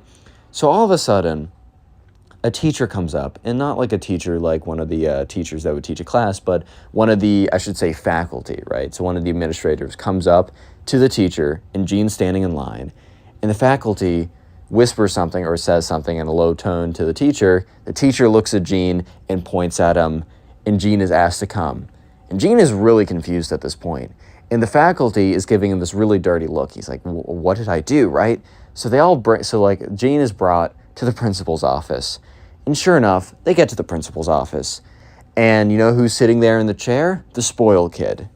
And, okay, sorry, they're not even in the principal's office. They're standing outside of the school. Yes, the school is flooded, my fault. They're standing there. You know who else is standing there? The spoiled kid, the principal, a bunch of faculty, and the security guard. And they're all looking upset. And the spoiled kid is just looking down at his shoes, right? So they're all like, or not all of them. Gene's like, what's going on? The principal's like, don't play funny with me. We know that you were in there while the spoiled kid was in there, and we think that you helped him destroy the school. And Gene was just looking at them with this look of just complete shock, confusion, and then he started to realize that it was the spoiled kid that backed up the toilets, that broke the entire plumbing system, that flooded the school. Real quick, if you've made it this far into the video, comment "spoiled" down below. That'll be the secret word of the day. And then also, if you are new, subscribe to the channel and leave a like in the video to claim your free nothing. So anyways, Gene is just standing there and he's trying to like explain to the principal, like, okay, I was in there briefly to go to the bathroom, but I didn't, like, no, I didn't do it. And she's like, well, the spoiled kid hasn't said otherwise. And the spoiled kid is literally just sitting there looking down at his shoes or whatever. And he's just like, how did you even know I was in there? Like, I was only in there for a second. And she's like, while we were walking into the bathrooms, like, or one of the teachers was walking by, he saw you walk out of the bathrooms. And then, there was like a whole flooding incident. He saw the spoiled kid walk out as well. And the spoiled kid hasn't said that you haven't been a part of it. So for all we know, you two were equally involved. So, at this point, Gene turns to the spoiled kid. He's like, dude, you need to tell them I didn't do anything. And the spoiled kid just continues to look down at his shoes. And at this point, Gene is like, oh my God, they actually think that I blocked up the toilets and destroyed the school. So at this point, Gene's like, why do you think I would have done this? And the principal's like, frankly, we don't know. But we also don't know why the spoiled kid would have done this. And, at this point, Gene's like, well, actually, I was in his class and his teacher gave him back like a really bad assignment. And, he demanded that the teacher change the grade, and the teacher said no, and then he got up, said, you're going to regret this, and stormed out of the class into the bathroom, which I had to go to the bathroom, and I saw him in there stuffing the toilets with paper towels. And yeah, I got up, left, went to the private bathroom, and I don't know how else to say it other than I just didn't do it. Like, I just genuinely don't know how else to say it other than just, it wasn't me. I'm innocent here. And the principal's like, okay, well, that's a very convenient story, right? And he's like, okay, well, I don't know what to say. And they say, you know what? Give us time, we'll know the truth. But until then, you two are staying here with a security guard. So apparently the school had a lot of cameras in there. So what the teacher was, or the principal was referring to, was that the truth would eventually come out from the cameras, right? But until then, Gene was deemed as guilty as the spoiled kid. And Gene just wasn't trying to have it because, for all he knew, like, the cameras could have taken, like, weeks to get out. For all he knew, the cameras were damaged in the flood and that there wouldn't have been any footage at all to free him from, like, this charge, right? And that he would have been stuck getting the same punishment as the spoiled kid just because of bad luck and just how fate works. So, yeah. He's sitting there, and right now it's just Gene, the spoiled kid, a security guard, and half the school is looking at them all, right? They're just staring, they're pointing, they're talking, and Gene's pretty embarrassed. And he's not just embarrassed, he's angry at the spoiled kid. He's angry at the spoiled kid for letting such a rumor circulate. And he kind of looks at the spoiled kid. He's like, bro, like, are you serious right now? And the spoiled kid looks at him, he's like, what? He's like, dude, you know what? Just like, bro, just tell them I didn't do anything. The spoiled kid's like, well, no. And he's like, why? Like, you're the one who decided to do this. I didn't mean to do it. I wasn't involved in any of this. I just wanted to go to the bathroom. And the spoiled kid's like, well, that's what you get for not helping me. And Gene's like, what? Like, for me not helping you, you're going to, like, say that I did it? But if I did it, you would have said that I wasn't. Like, if I helped you, you would have said that I didn't do it? Like, what kind of world do I live in? And Gene is just not having it right now. And, at this point, the security guard's like, quiet, you two. And Gene kind of looks up and looks down. He starts whispering at the spoiled kid. He's like, dude, I swear to God, there's a reason why people here don't like you. And you know what? You're just making it even more clear to myself that the reason is true. And the spoiled kid looks up. He's like, the school had it coming, man. That teacher really robbed me of that grade. And Gene looks at this kid and is like, dude, you failed that test because you didn't study. I remember because I was in your study group and you spent the whole time on your phone playing Clash Royale or something. And when we asked you a question, you said that we were nerds and that he was going to, pass this test without being a nerd and that we were going to fail and that you were going to do so great. And yeah, look at where we are now. And the spoiled kid looks at him. He's like, you know what? I was thinking for a second that I was going to say you didn't do it, but now I'm going to say that you're the mastermind behind the whole thing. And for a second, Gene kind of regrets going off on him because now he's like, well, I guess, well, I don't think, like, he's like, dang. The truth is, I really don't think the spoiled kid was going to say anything anyways. I think the spoiled kid just wanted to, like, make Gene feel bad about it or whatever. But yeah. Gene's parents were called, and when Gene got back home, he tried explaining to them that he had nothing to do with it, but, they weren't really believing him, right? Because it's like, of course you're going to lie about that. Of course you're not going to say, oh, I destroyed the school, lol, right? Of course you're going to be like, no, I didn't do anything. So he gets back home, and he is grounded, and it's not good. It is really not a good situation. He's not doing well at all. He's struggling. If we're being honest right now, it is a tough time. However, he gets back into school. His mom drives him in, super angry, even the next day. She's not cooled off yet, which, understandably, your son is accused of destroying the school. So he gets into school, and there's so many, like, boarded up walls or whatever. They were actually allowed to be back in school the next day, which is pretty impressive. I guess the water damage wasn't super systemic, but there was still a lot of water damage.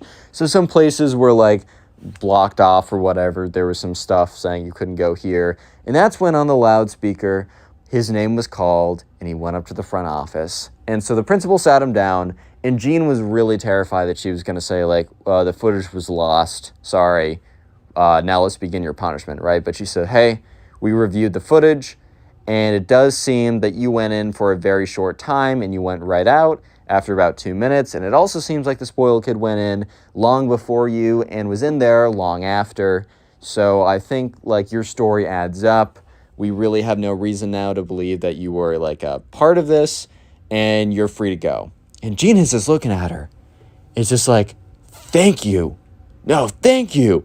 And he gets up. Gene's having the best day ever. He walks out. And yeah, the spoiled kid suspended for a week.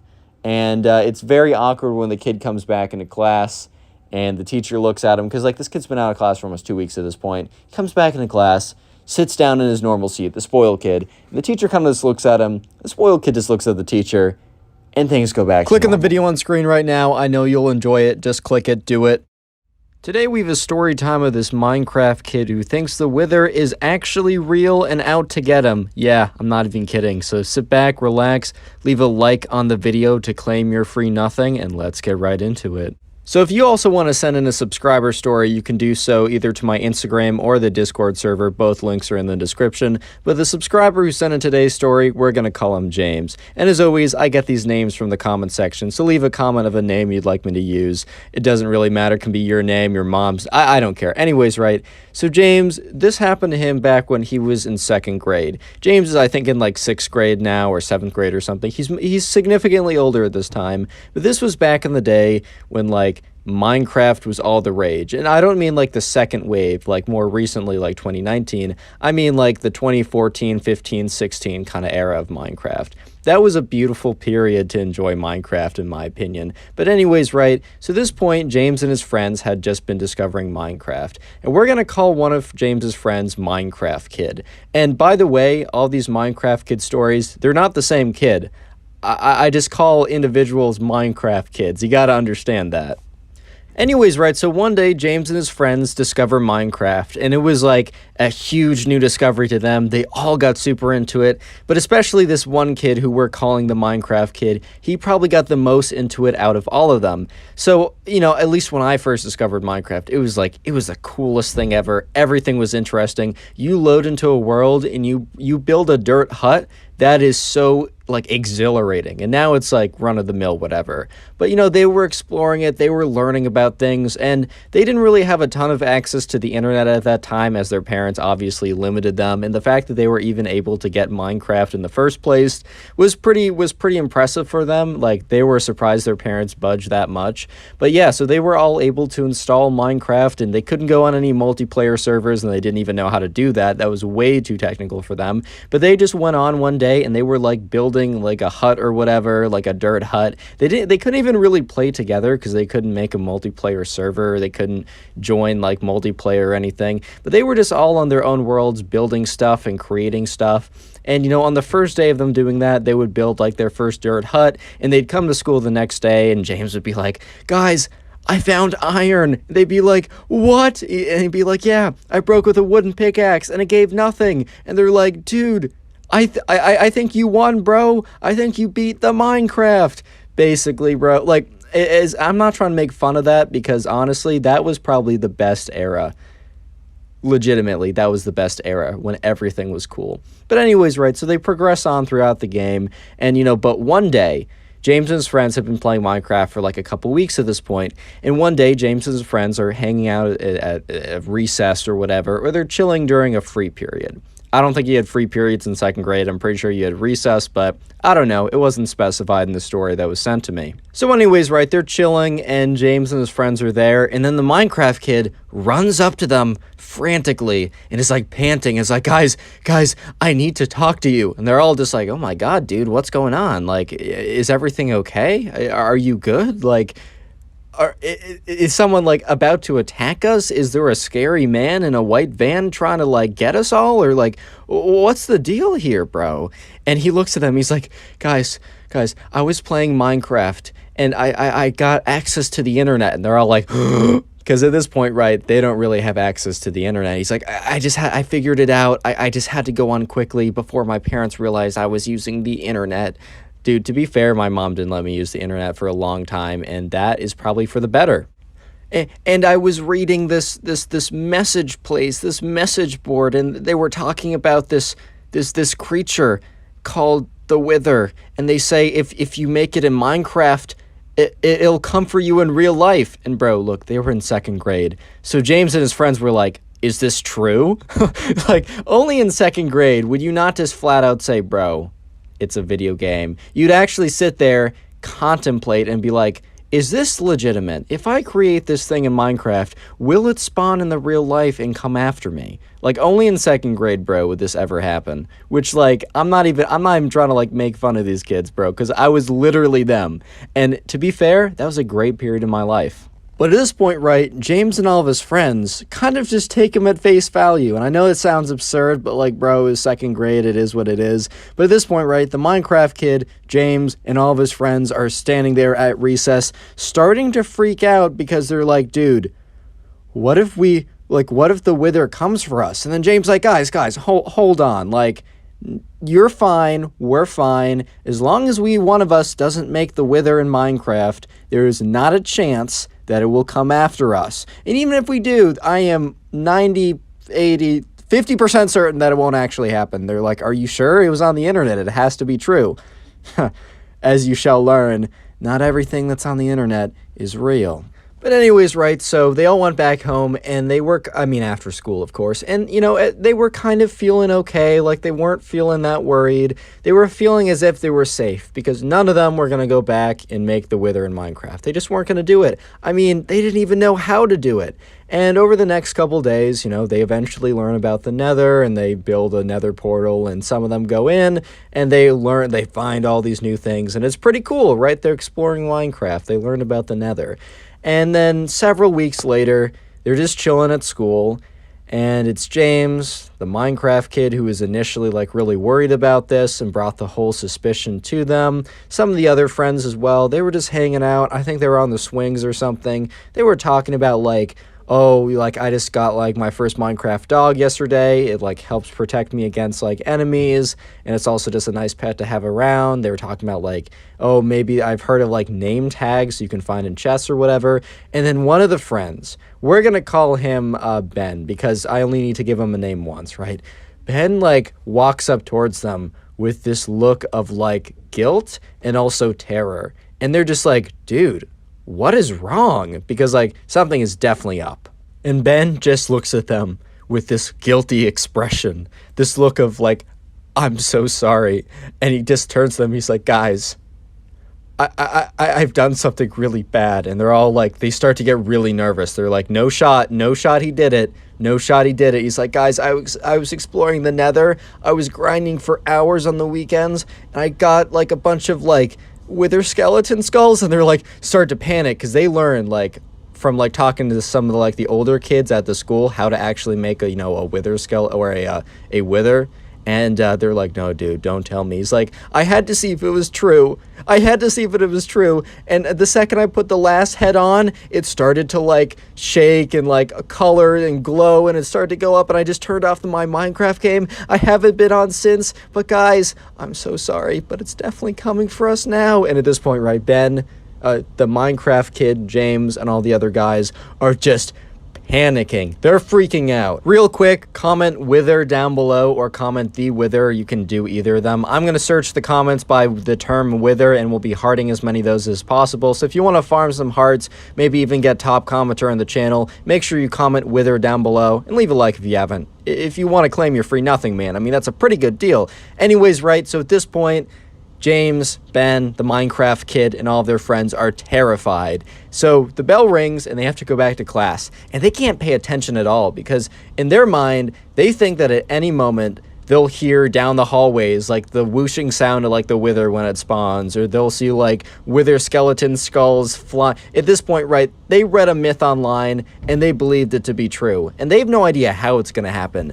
But that almost makes it scarier, because that means that the wither could strike at any time and at any place. So James decides to take matters into his own hands, and James is one of the guys that he went up and actually talked to one of the older kids who did play Minecraft, and by older I mean like 4th or 5th grade. And James decided that he was going to go talk to the kid and really figure out like how to like defend himself from the wither attack. And James explains the situation to this kid who's in 5th grade. And obviously this kid who's in 5th grade is just like in his head, He's like, this kid actually thinks the Wither is real and actually going to come out, almost like the myth of like Herobrine.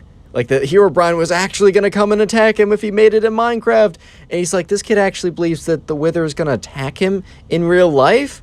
And the kid is just thinking to himself, because like, you know, James is explaining the predicament and explaining like, man, what do I do? So, right, this kid in 5th grade could have easily said, bro, that's not true. It's a myth that you read on the internet. Like, why would that even be true? But the kid decides to mess with him just a little bit more. And the 5th grader is like, bro, you did what? Oh my God, that's the first thing they teach you in Minecraft school. And he's like, you guys went to Minecraft school? And he's like, yeah, I totally did. It's totally real. And at this point, James is like, oh my God. And the older kid's like, bro, like, okay, there is a way to fix it.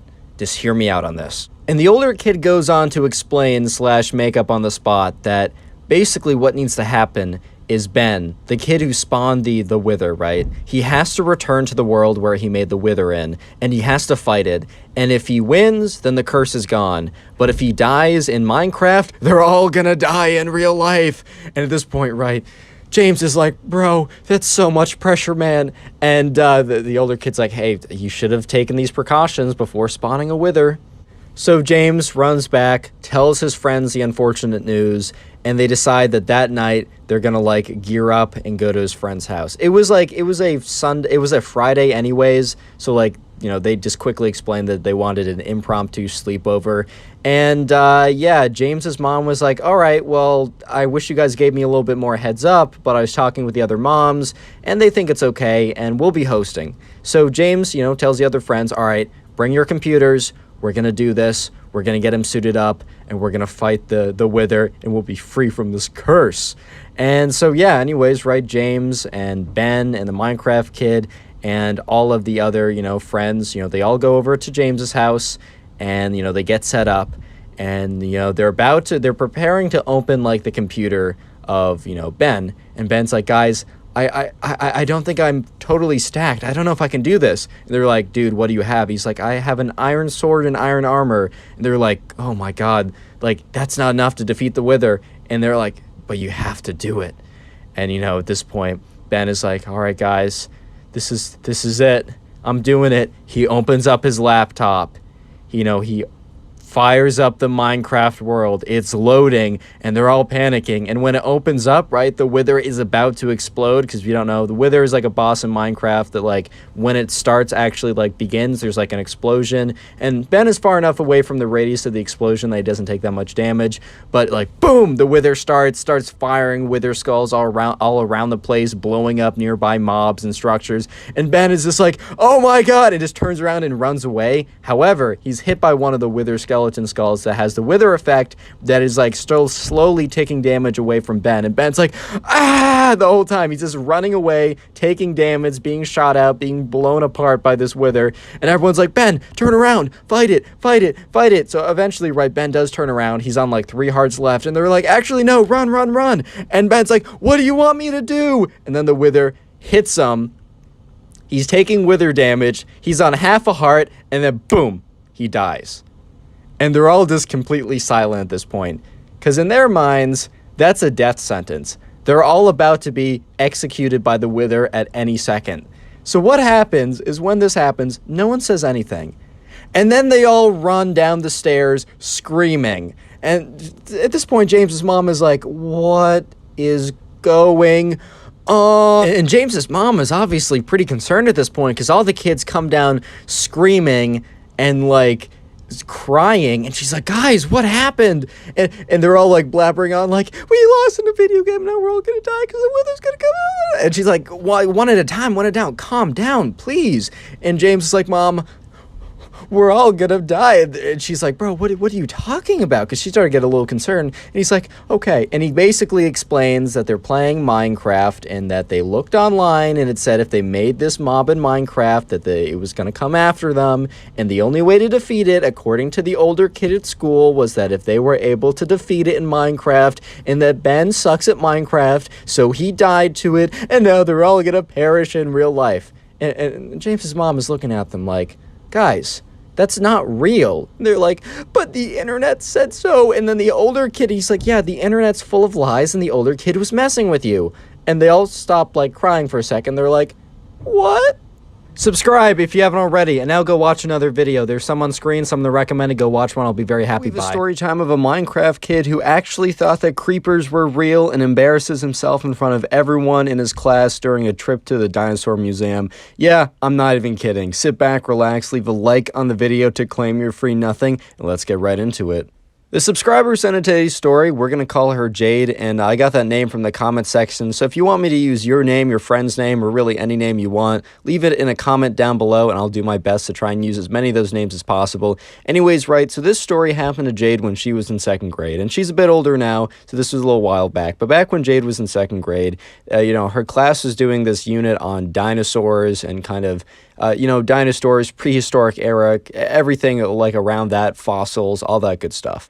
And they've been studying it for a while, and kind of the big thing for any 2nd grader at that school, and it was kind of known that like for the 2nd grade, their big thing that they would do is they would spend like about a month covering dinosaurs and the kind of the prehistoric age, and then at the end of their long kind of study, whatever, and I mean, 2nd grade, it's only so rigorous, but like at the end of the day, right, they spend a lot of time learning about dinosaurs, and kind of the big payoff for this big kind of month-long study is that they take a full day-long trip to a really big dinosaur museum that's somewhat near them. It's still like 45-minute bus ride away, but it's a pretty fun day, and it's kind of known for everyone in the school as like the big fun day that all the 2nd graders have.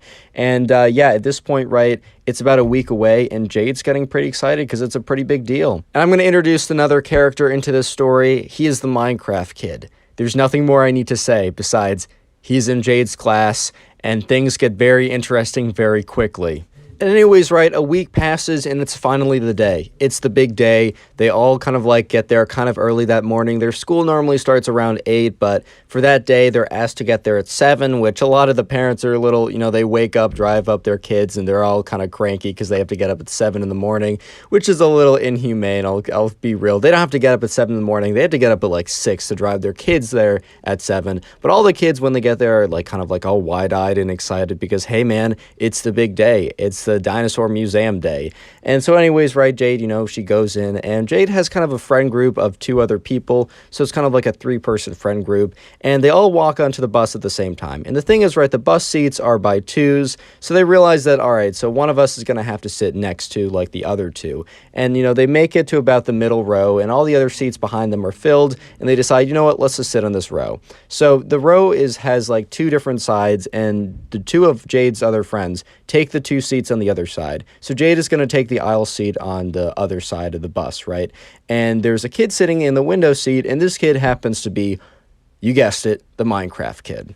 Anyways, right, they sit down, and Jade's 2 friends kind of space off / go to sleep because they're still a little bit tired. As excited they are, they're kind of tired, and the thing is still like 30-45 minutes away, so they kind of go to sleep. But Jade is kind of awake, she still has enough adrenaline in her to keep her up, and she's kind of excited to go to the dinosaur museum. So she turns to the person next to her, which is the Minecraft kid, who, she doesn't know that well, but, they're friendly enough because they are in the same class. And she kind of just says something to Minecraft kid along the lines of, hey, like, are you excited? The Minecraft kid said, yeah, this is a pretty big deal. I'm really hyped. I've, been thinking about it all night. I couldn't even really fall asleep that well last night. And she was like, yeah, honestly, same. This is going to be a really, like, exciting and fun day.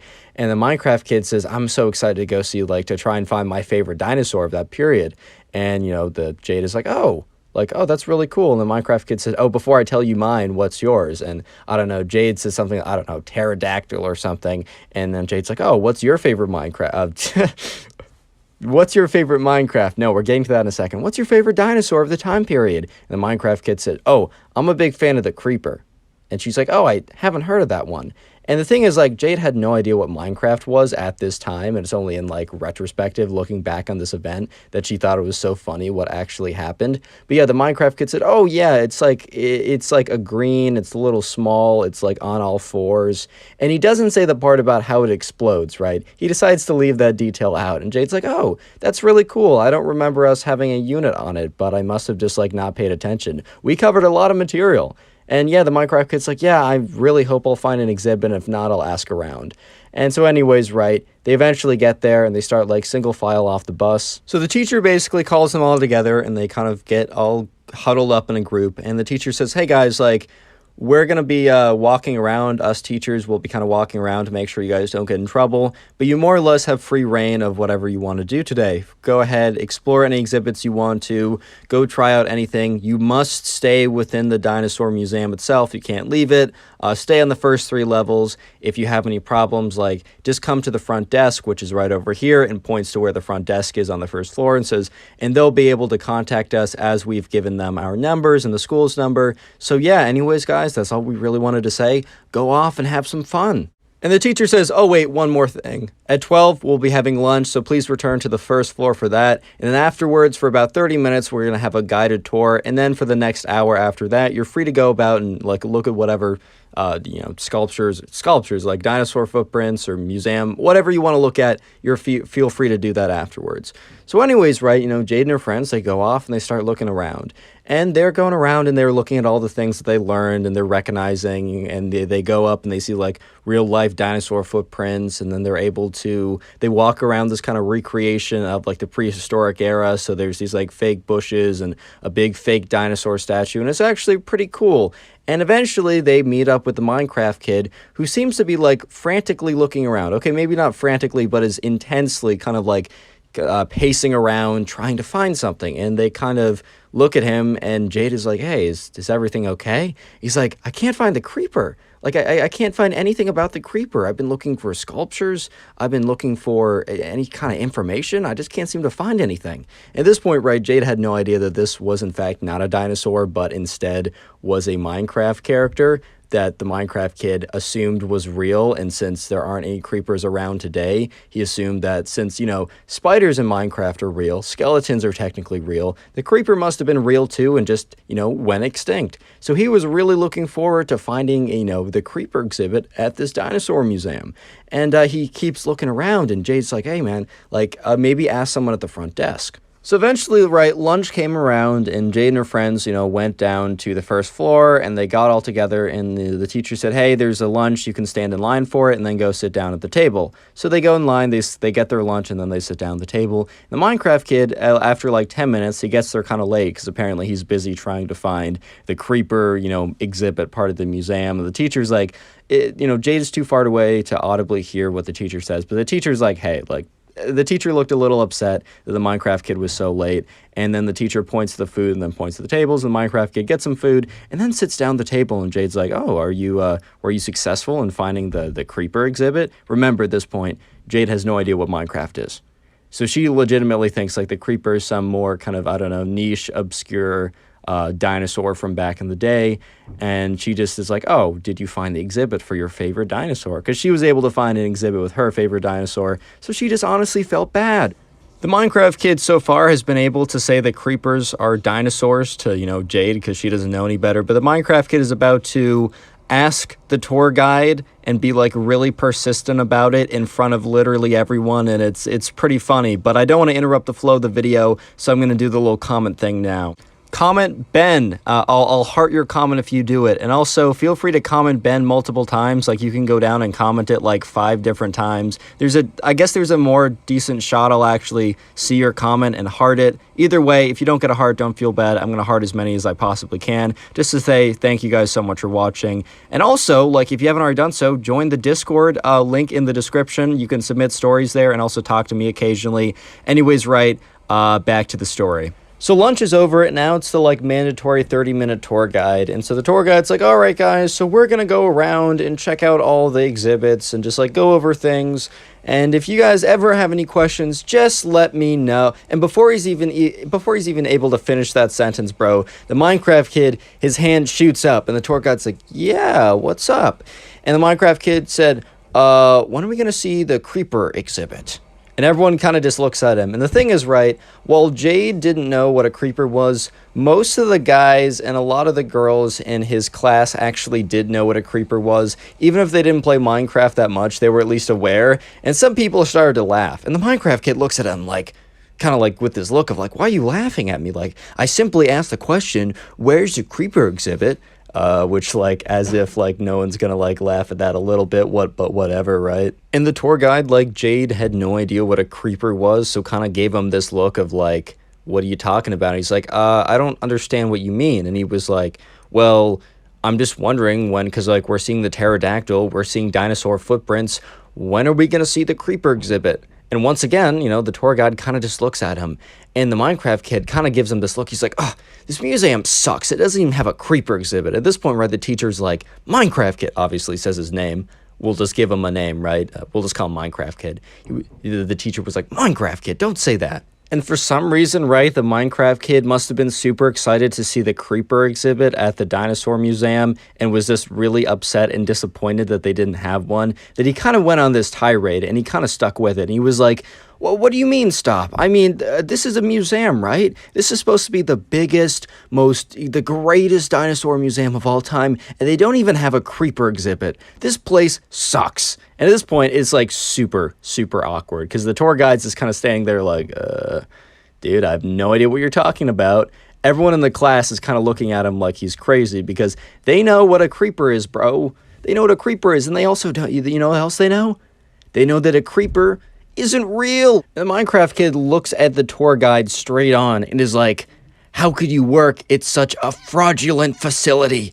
This place is disgraceful. I bet the dinosaurs would be ashamed if they knew that you were doing this, which is just kind of funny, but hey man, it's a second grader. They're bound to say stuff like that. And at this point, right, the teacher's like super embarrassed, and the teacher goes up and like looks at the Minecraft kid and is like, stop, I don't know what you're doing, but stop it. And, you know, she's like, oh, I'm so sorry. I'm so sorry about this. And at this point, right, another kid in the class speaks up, and he looks directly at the Minecraft kid, and he's like, dude, what are you talking about? You know that creepers are fictional, right? And the Minecraft kid's like, does fictional mean, like, prehistoric era only? And then the kid's like, no, dude, fictional means fake. Like, they're not real. And the Minecraft kid's like, That's ridiculous, man. Spiders are real. Skeletons are real. Why wouldn't creepers be real? They're probably just extinct. You don't know what you're talking about. And at this point, right, the teacher looks at the other kid and is like, well, what do you mean fake? Is it from a video game? It looks at the Minecraft kid and it's like, are you making a scene about a video game? At this point, right, Jade is starting to put two and two together that no, creepers are not actually real, as everyone has no idea what they are. And in fact, probably from a video game, and yes, they are. At this point, right, the Minecraft kid is starting to realize that his logic of, if I don't see them now, they must be prehistoric and extinct, maybe doesn't hold up, because he's like, oh yeah, the Ender Dragon probably isn't real, and the Wither probably isn't real. And he's like, uh-oh. And he just realizes, right, that he just made a huge scene, called the tour guide like a fraud and a phony just because his museum didn't have a creeper exhibit.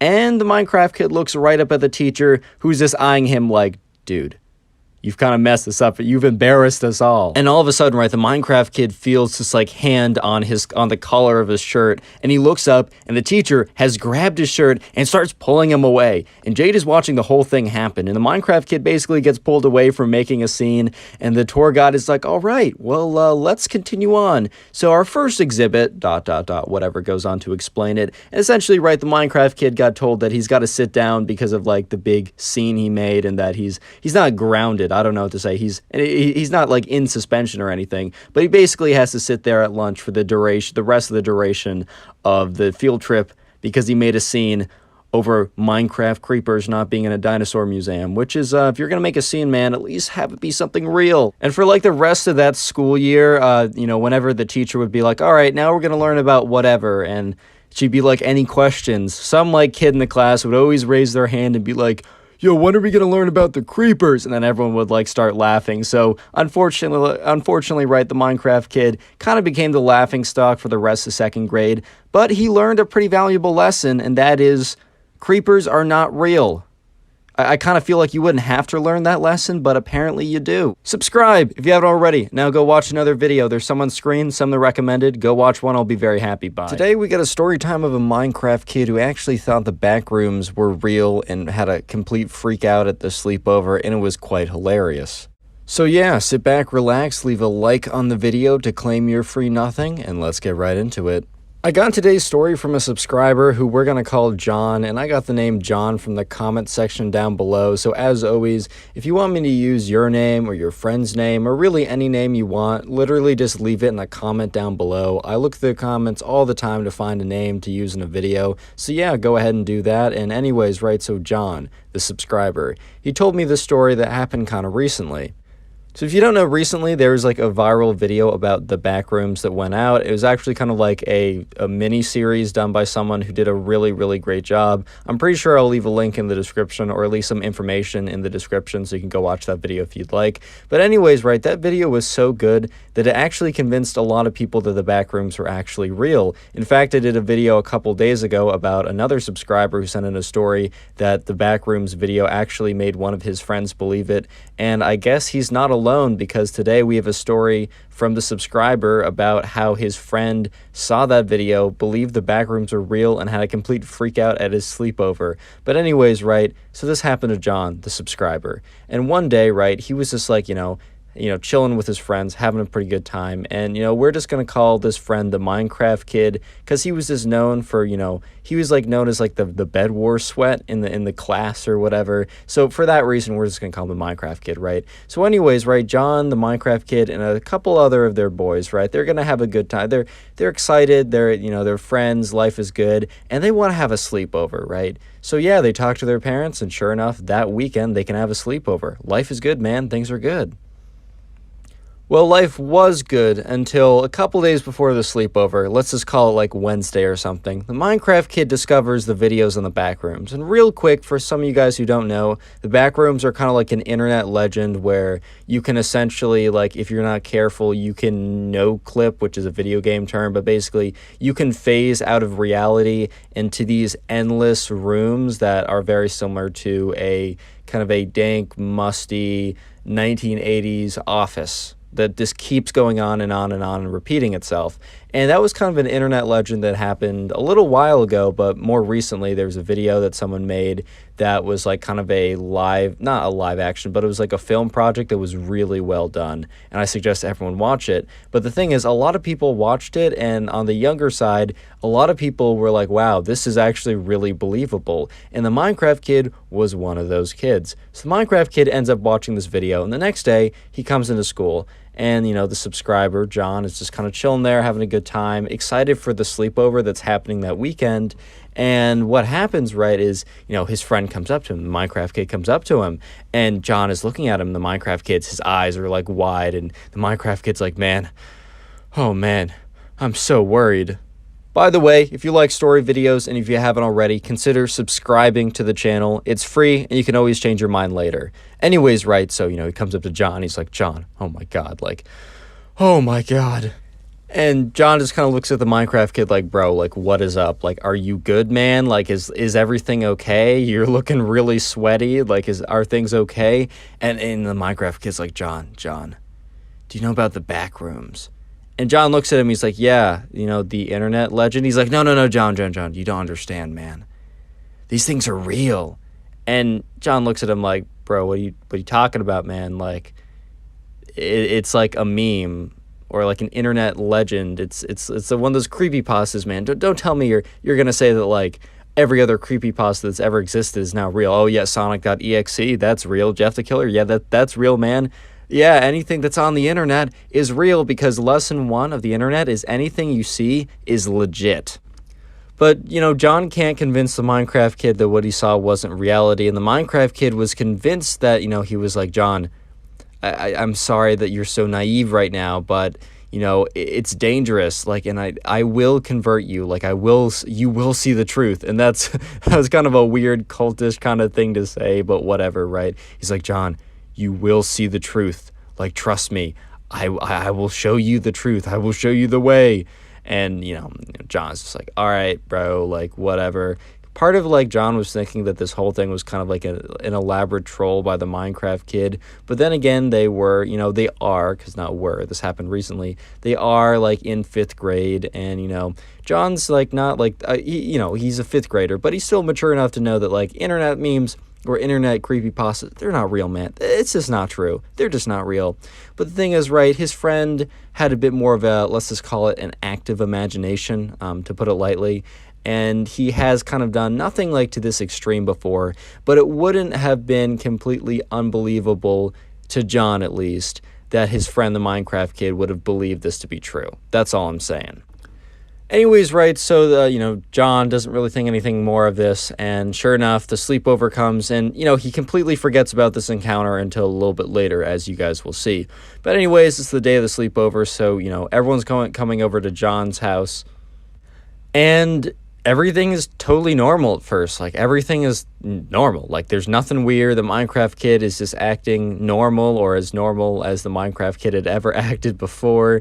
And, John really thought nothing of it. And this kind of seemed like there was going to be no story until later that night. So anyways, right, it's whatever. They stay up for a decent amount of time. And, John's mother comes up and says, hey, guys, like, glad you're having fun, but it's probably time for you guys to go to bed. Like, it's getting pretty late. Like, alrighty now. Like, let's wrap things up here. And they're like, okay, whatever, right? Fair enough. It's like 11 or something, and we're in 5th grade. We go to bed early, whatever.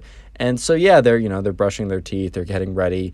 And John is just brushing his teeth when he looks over and sees the Minecraft kid in his room staring at something.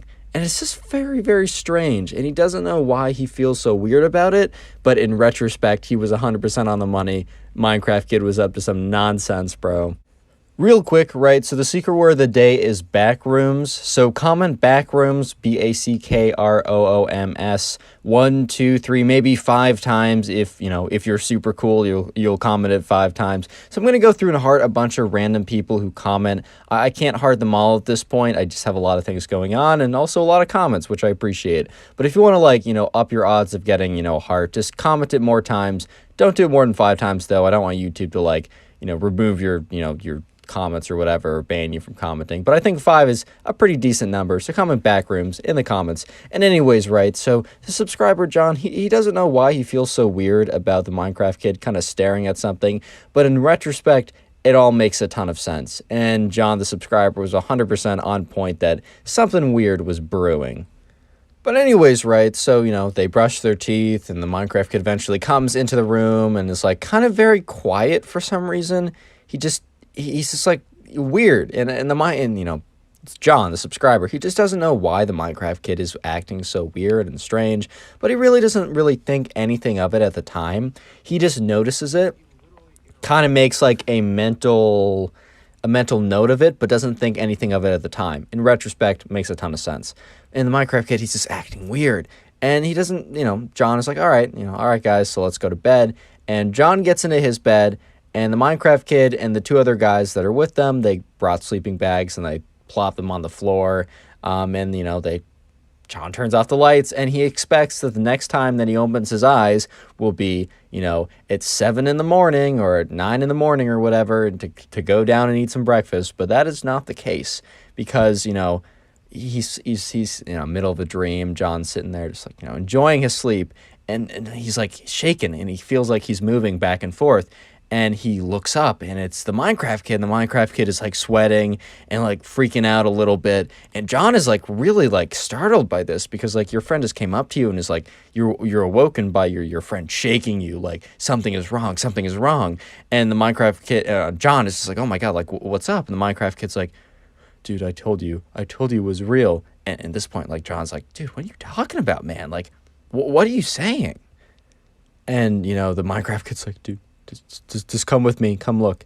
And at this point, John's terrified. He has no idea what he's about to show him. And the Minecraft kid brings him out to his hallway and points towards, a door, or, a door to a room. And there's, yellow light coming out of it. And one of the things you need to know is, in the back rooms, it's kind of that kind of dingy yellow corporate lighting from the 80s. And it just, isn't a good lighting job. But the problem is, right, that's a pretty common light. That type of lighting, it's not the greatest and it doesn't look that good. It still is pretty common. That's all I gotta say. It's still pretty common lighting. So, yeah, sure enough, the Minecraft kid points at this door and is John, the back rooms, they're real. At this point, John is like starting to really wake up and comprehend what's happening. And he realizes that his friend is pointing at one of his rooms in his house that he probably just forgot to turn the light off. And he woke him up, terrified, right? Assuming that the backrooms are real and it's proof. And so John is like, dude, that's just, he's like, dude, that's just a room. Like, it's just a room in my house. And John's like, no, it's not. Or not John, the Minecraft kid. So John's like, all right, whatever, dude. And, John goes up into the room, turns off the light, and is like, bro, it's literally just a storage closet. Like, it's nothing. And, this Minecraft kid's like, dude, I'm sorry. I thought it was, I don't know what's up with me. And John, starts feeling a little compassionate for his friend. He's like, you know what, man, it's okay. You're probably just like freaking out about something. Let's just go back to the room. Let's try and be quiet just so we don't wake up the other guys. I'm going to go in my closet. I'm going to try and find a night light, just plug it in, and then we'll just all go to bed and things will be good. And John's like, yeah, man, I'm so sorry about this. Thank you. So they go in, right? And sure enough, right, John goes to the closet, turns on the closet light, and then the Minecraft kid starts screaming, the back rooms! No! John, don't fall for it! At this point, the other two kids who were blissfully sleeping are just rudely awoken. And they're just like, oh, God, well, what's happening? And John's like, dude, what are you talking about? And then John looks at the closet, right? And he realizes, because he turned on the light to look for the night light, and he realizes that the light to the closet is the same kind of dingy yellow. And then at this point, right, the Minecraft kid's like, John, it's a trap. Don't fall for it. You're going to fall into the back rooms. No clip out of And at this point, John turns around. He's like, dude, it's just the closet light. At this point, everyone's like looking up. And because they're like, what's going on? What's going on? And John's like, bro, is this what you were staring at earlier? The closet light?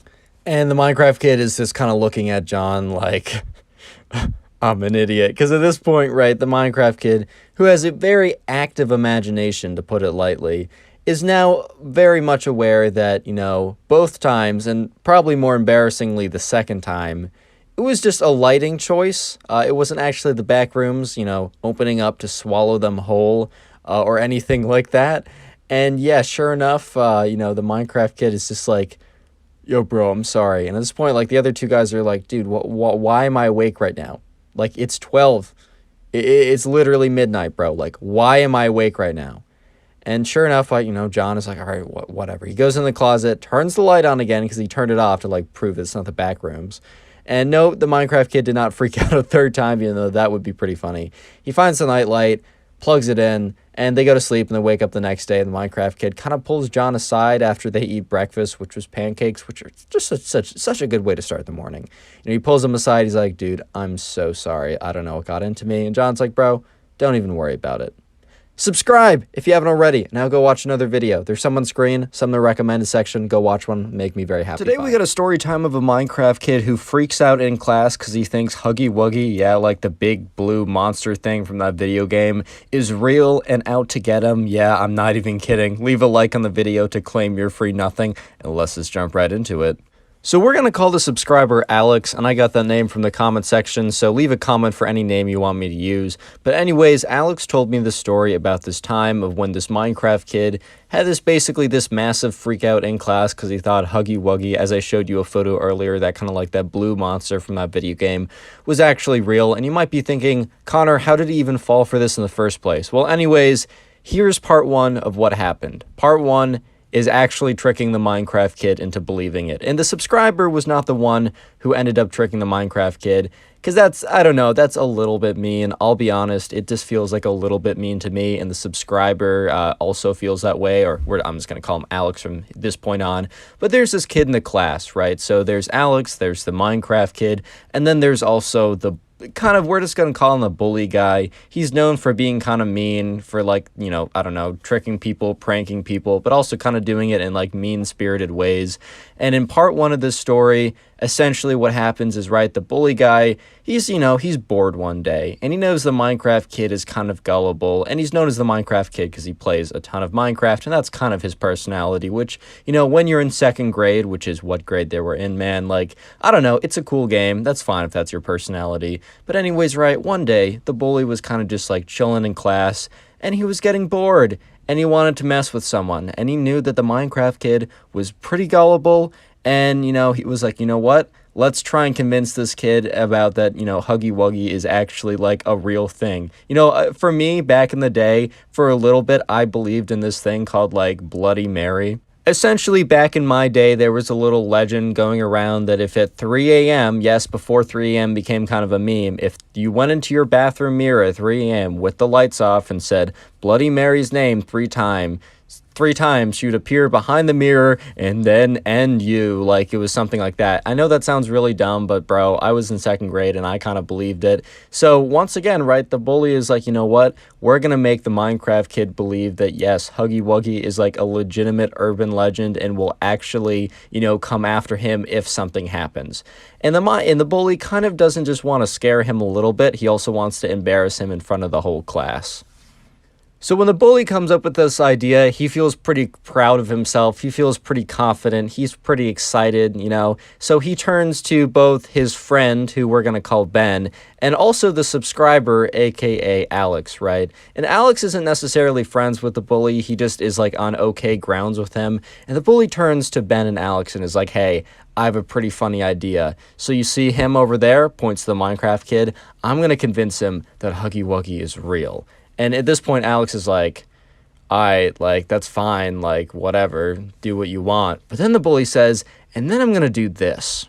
The bully goes on to explain to Ben and Alex that he's going to tell the Minecraft kid that Huggy Wuggy will only spawn when a teacher talks about something called the Black Death. If you don't know, that was something like the Black Plague or whatever. That was something that happened in like the 1600s or maybe earlier, I kind of forget, where there's a disease that wiped out a lot of people on the planet. And the bully knew that they were really close to covering it in history class. And he was going to explain to the Minecraft kid that across schools, across the country, right, that talking about the Black Plague or the Black Death or whatever was banned because the teachers knew it would spawn Huggy Wuggy, this evil creature, whatever, which sounds ridiculous, but man, they were in second grade. And essentially, the bully was going to, show him, try and convince him of, Huggy Wuggy's existence, and then tell him if the teacher, says anything about the Black Death or the Black Plague, he will spawn and, end us all or whatever, knowing very well that the teacher was about to hop onto a unit about, the Black Plague, and most likely, the Minecraft kid would have had a massive freak out in class. So Ben, the bully's friend, was like, ha ha ha, that's so funny, whatever, but Alex, the subscriber, was like, all right, man, I don't know, that sounds a little mean, but, do what you want to do. And, Alex kind of goes back to, living his life or whatever. But, he is close enough to, both the Minecraft kid and, Ben, or not Ben, but the bully guy, to hear what the bully says to the Minecraft kid to try and convince him. So anyways, right after that conversation, the bully goes on his phone and finds some kind of scary video of a clip from the video game where Huggy Wuggy jumps out and attacks the player, but make sure not to show that it doesn't show any part that, I don't know, shows that it's in a video game or shows that it's a YouTuber. So he goes ahead and he goes on this downloader app. He downloads the video from YouTube and then he cuts it so it's just the Huggy Wuggy jump scare or whatever. He's like, all right, this is my proof and I'm going to go up to the Minecraft kid and try and convince him. So anyways, right, the bully does go up to the Minecraft kid and the bully's like, man, I got something really, really important to tell you. And the Minecraft kid's like, oh, bro, what's up? What's going on? He's like, hey, man,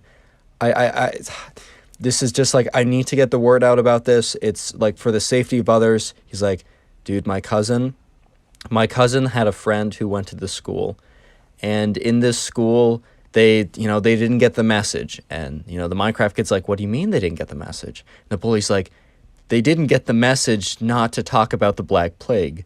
And, Minecraft kid's like, oh, I don't know what that is. He's like, okay, so here's basically what happened. For some reason, right, across the country, whenever, teachers were talking about, trying to teach their kids about the Black Plague, this creature, this big blue creature would just appear and he would just end them all. And just look, and he shows them a video. He doesn't call the creature Huggy Wuggy, right? Because it's that's a little that might throw him off a little bit. The name is a little bit too cutesy. He's like, I'll leave that out. And then the Minecraft kid is like, oh my God. But then the Minecraft kid's like, wait a minute. Why haven't I heard about this? And, the bully like thinks for a second. He's like, oh shoot, and he's like, oh, the government, they're trying to cover it up, man, because it would be mass hysteria. We'd literally have a civil war. Why would we have a civil war? I don't know. It sounded scary and hyperbolic, so might as well say that. But anyways, the bully's like, they tried to cover it up, but my cousin, he had a friend, and his friend, like, he was leaving to go to the bathroom as the big blue monster came in and ended all of his friends. He was able to escape, and, you know, the FBI came to his house and said that he couldn't tell anyone, and, but, you know, he needed to get the word out just in case. He said, if a teacher, right, if for some reason our teacher has not gotten the word and they start teaching us about the Black Plague, right, you have to get up and you have to stop them at all costs. I just need to let more people know. And at this point, right, the Minecraft kid's like, oh man, like, thanks for letting me know. I appreciate that. And the bully just like, he puts both hands on the Minecraft kid's shoulders and looks him directly in the eyes. And he's like, just remember, if you have to take one thing away from what I'm saying, if our teacher starts talking about the Black Death, the Black Plague, whatever you want to call it, you'll know it when you hear about it. This is what's going to happen to all of us. And he reaches back into his pocket, pulls out his phone, goes into his videos, and shows him the video again. At this point, right, the Minecraft kid is completely convinced. And just remember, the Minecraft kid was already kind of gullible, plus they were all in second grade. Normally, if you did this to like some random like high schooler, yeah, it wouldn't work. But bro, the Minecraft kid, at this point, he was both terrified and convinced. So the bully walks back, you know, the bully walks over to, you know, back to his table, and he's kind of like smiling, and he looks over at Ben and kind of gives him like a high five or whatever. And, you know, Alex, the subscriber, is looking at this like, bro, this kid's kind of a jerk, if I'm being honest. So nothing really happens for the rest of that day, and nothing actually happens for a couple more days. But about 3 days later, they all get into class, they sit down, right? Alex, the subscriber, has more or less kind of forgotten about what has happened in the last couple days, and is just kind of like thinking about like normal things. And he's like, oh, I wonder what we're going to learn about in history today. And sure enough, the teacher goes up and he's like, all right, class, we've reached that period in history where we're going to be talking about the Black Plague. And at this point, right, as soon as Alex heard those words, everything kind of like snapped back into him and remembered exactly what the bully's plan was. And Alex looked over at the Minecraft kid, and he was able somehow to see at the angle he was able to see the Minecraft kid's face. And the Minecraft kid's face was like completely pale, like in complete shock. And the Minecraft kid was about to act. Real quick, if you made it this far into the video, which if you're hearing this, you did, comment Huggy Wuggy down below. That's 2 words, by the way. I just want to see how many people made it this far into the video, as I really, really do appreciate people who watch my videos. And also, if you haven't already done so, consider subscribing. It'll make me very happy, and you'll get 0 seconds of good luck, which is a fantastic deal. Anyways, back to the video. Anyways, right, sure enough, you know, Alex, the subscriber, is sitting there like, oh no, like, the Minecraft kid, what is he gonna do? And yes, sure enough, right, you know, the Minecraft kid, he gets up and he literally says, no! Like, he just screams out no in front of everyone. And everyone kind of just, like, goes super silent, because they're just like, why did this kid just scream out no? The teacher's face is just this look of, like, complete shock and confusion with a little bit of horror, because he's just like, oh my god, why did this kid just get up in front of everyone and scream, no? Because at this point, right, the teacher and nobody else besides the bully, Ben, and, you know, the subscriber, Alex, have any idea about why any of this is going on. And, right, the bully and Ben are trying so hard not to laugh right now. Alex, like, looks over and takes, like, a peek and says, yeah, these kids are trying not to laugh so hard. By the way, don't worry, the bully's gonna get some karma in just a second, but it's towards the end, but he does get karma, don't worry. What goes around comes around, just as Justin Timberlake said, baby. Don't worry about it. And the teacher finally, after being kind of like shocked for a second, you know, looks at the Minecraft kid and says, what are you talking about? And the Minecraft kid's like, no, don't talk about, you know, the Black Plague. And the teacher's like, it's in our unit. Why do you not want? He's like, a big blue monster. He's gonna come eat us all. And at this point, right, the class is just like, what the heck? What is going on right now, man? What is going on? And the teacher looks at the Minecraft kid and is like, come again?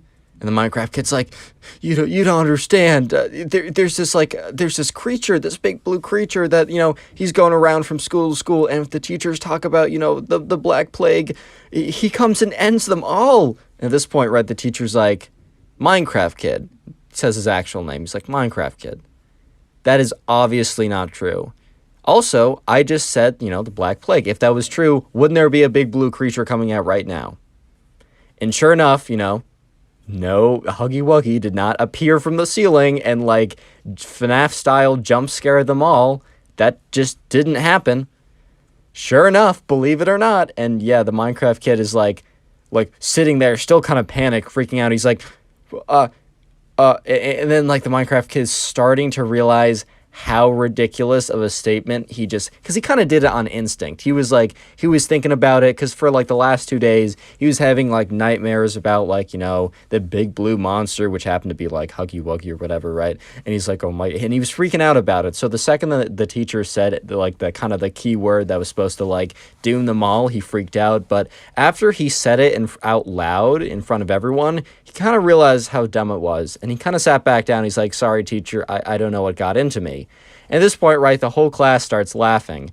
And the subscriber, Alex, he's not having it. He's like, nah, man, this Minecraft kid, he's not a bad kid. I'm not for this. And anyways, right, the bully and Ben, his friend, are just laughing so hard right now. Even the teacher giggles a little bit, which fair enough, right? It's kind of wild what just happened. He's like, all right, class, don't worry about a big blue monster coming out to destroy us all. I can promise you personally that will not happen. And then everyone laughs again a little bit, and then they go on to actually go into the history lesson. And, sure enough, right, Alex is sitting there throughout the entire class. He was thinking to himself, man, this is not right. That was wrong. That kid did not deserve that. So eventually, right, the class ends, and everyone gets up, and they go off to their next class. But Alex, he kind of takes a little longer to pack up his stuff so that naturally everyone will leave before him. And he's kind of there, he puts his stuff into the bag, and the teacher's sitting at his desk, kind of looking at his paperwork or whatever, getting ready for his next class. And Alex, the subscriber, goes up and says, hey, can I talk to you for a second? And the teacher's like, yeah, sure. And Alex then goes on to explain everything. He kind of goes on to explain everything that I told you in this story, and the teacher is looking at him the whole time all right, good to know. And yeah, sure enough, right, the teacher thinks about it and is like, yeah, that was kind of mean. That was kind of mean of the bully guy. And the bully guy had a history of doing stuff like this before. Maybe, if it was a kid who was genuinely known as a good kid and he just thought it'd be kind of funny to have a little prank or whatever, he would get away with it, maybe just with a little talk or something. But no, this kid had a history of being kind of a massive jerk. So yeah, sure enough, the teacher's like, all right, thank you for letting me know. I will handle this. Yeah, and sure enough, later that day, Alex, the subscriber, is kind of walking in the hallways, and, the bully isn't near him, but he hears on the loudspeaker, and it's says the bully's name, but he's like, can bully insert last name please come to the front office?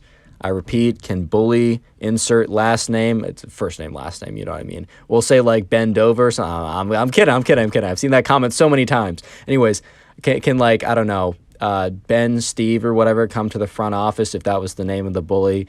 And sure enough, right, the bully got a pretty big talking to. And while he didn't necessarily get suspended, apparently, he was on very, very thin ice. And if he did anything like that again, he was going to be in school suspension for a couple days. And also his mom got called and was told all about that, which I don't know, man. Sometimes that's the worst punishment of them all. If you haven't already done so, please subscribe and go watch another video if you're bored. Today we have a story time of a kid who thinks a Freddy Fazbear is real, in his house, and out to get him. Yeah, I'm not even kidding. Leave a like on the video to claim your free nothing, subscribe, and let's get right into it.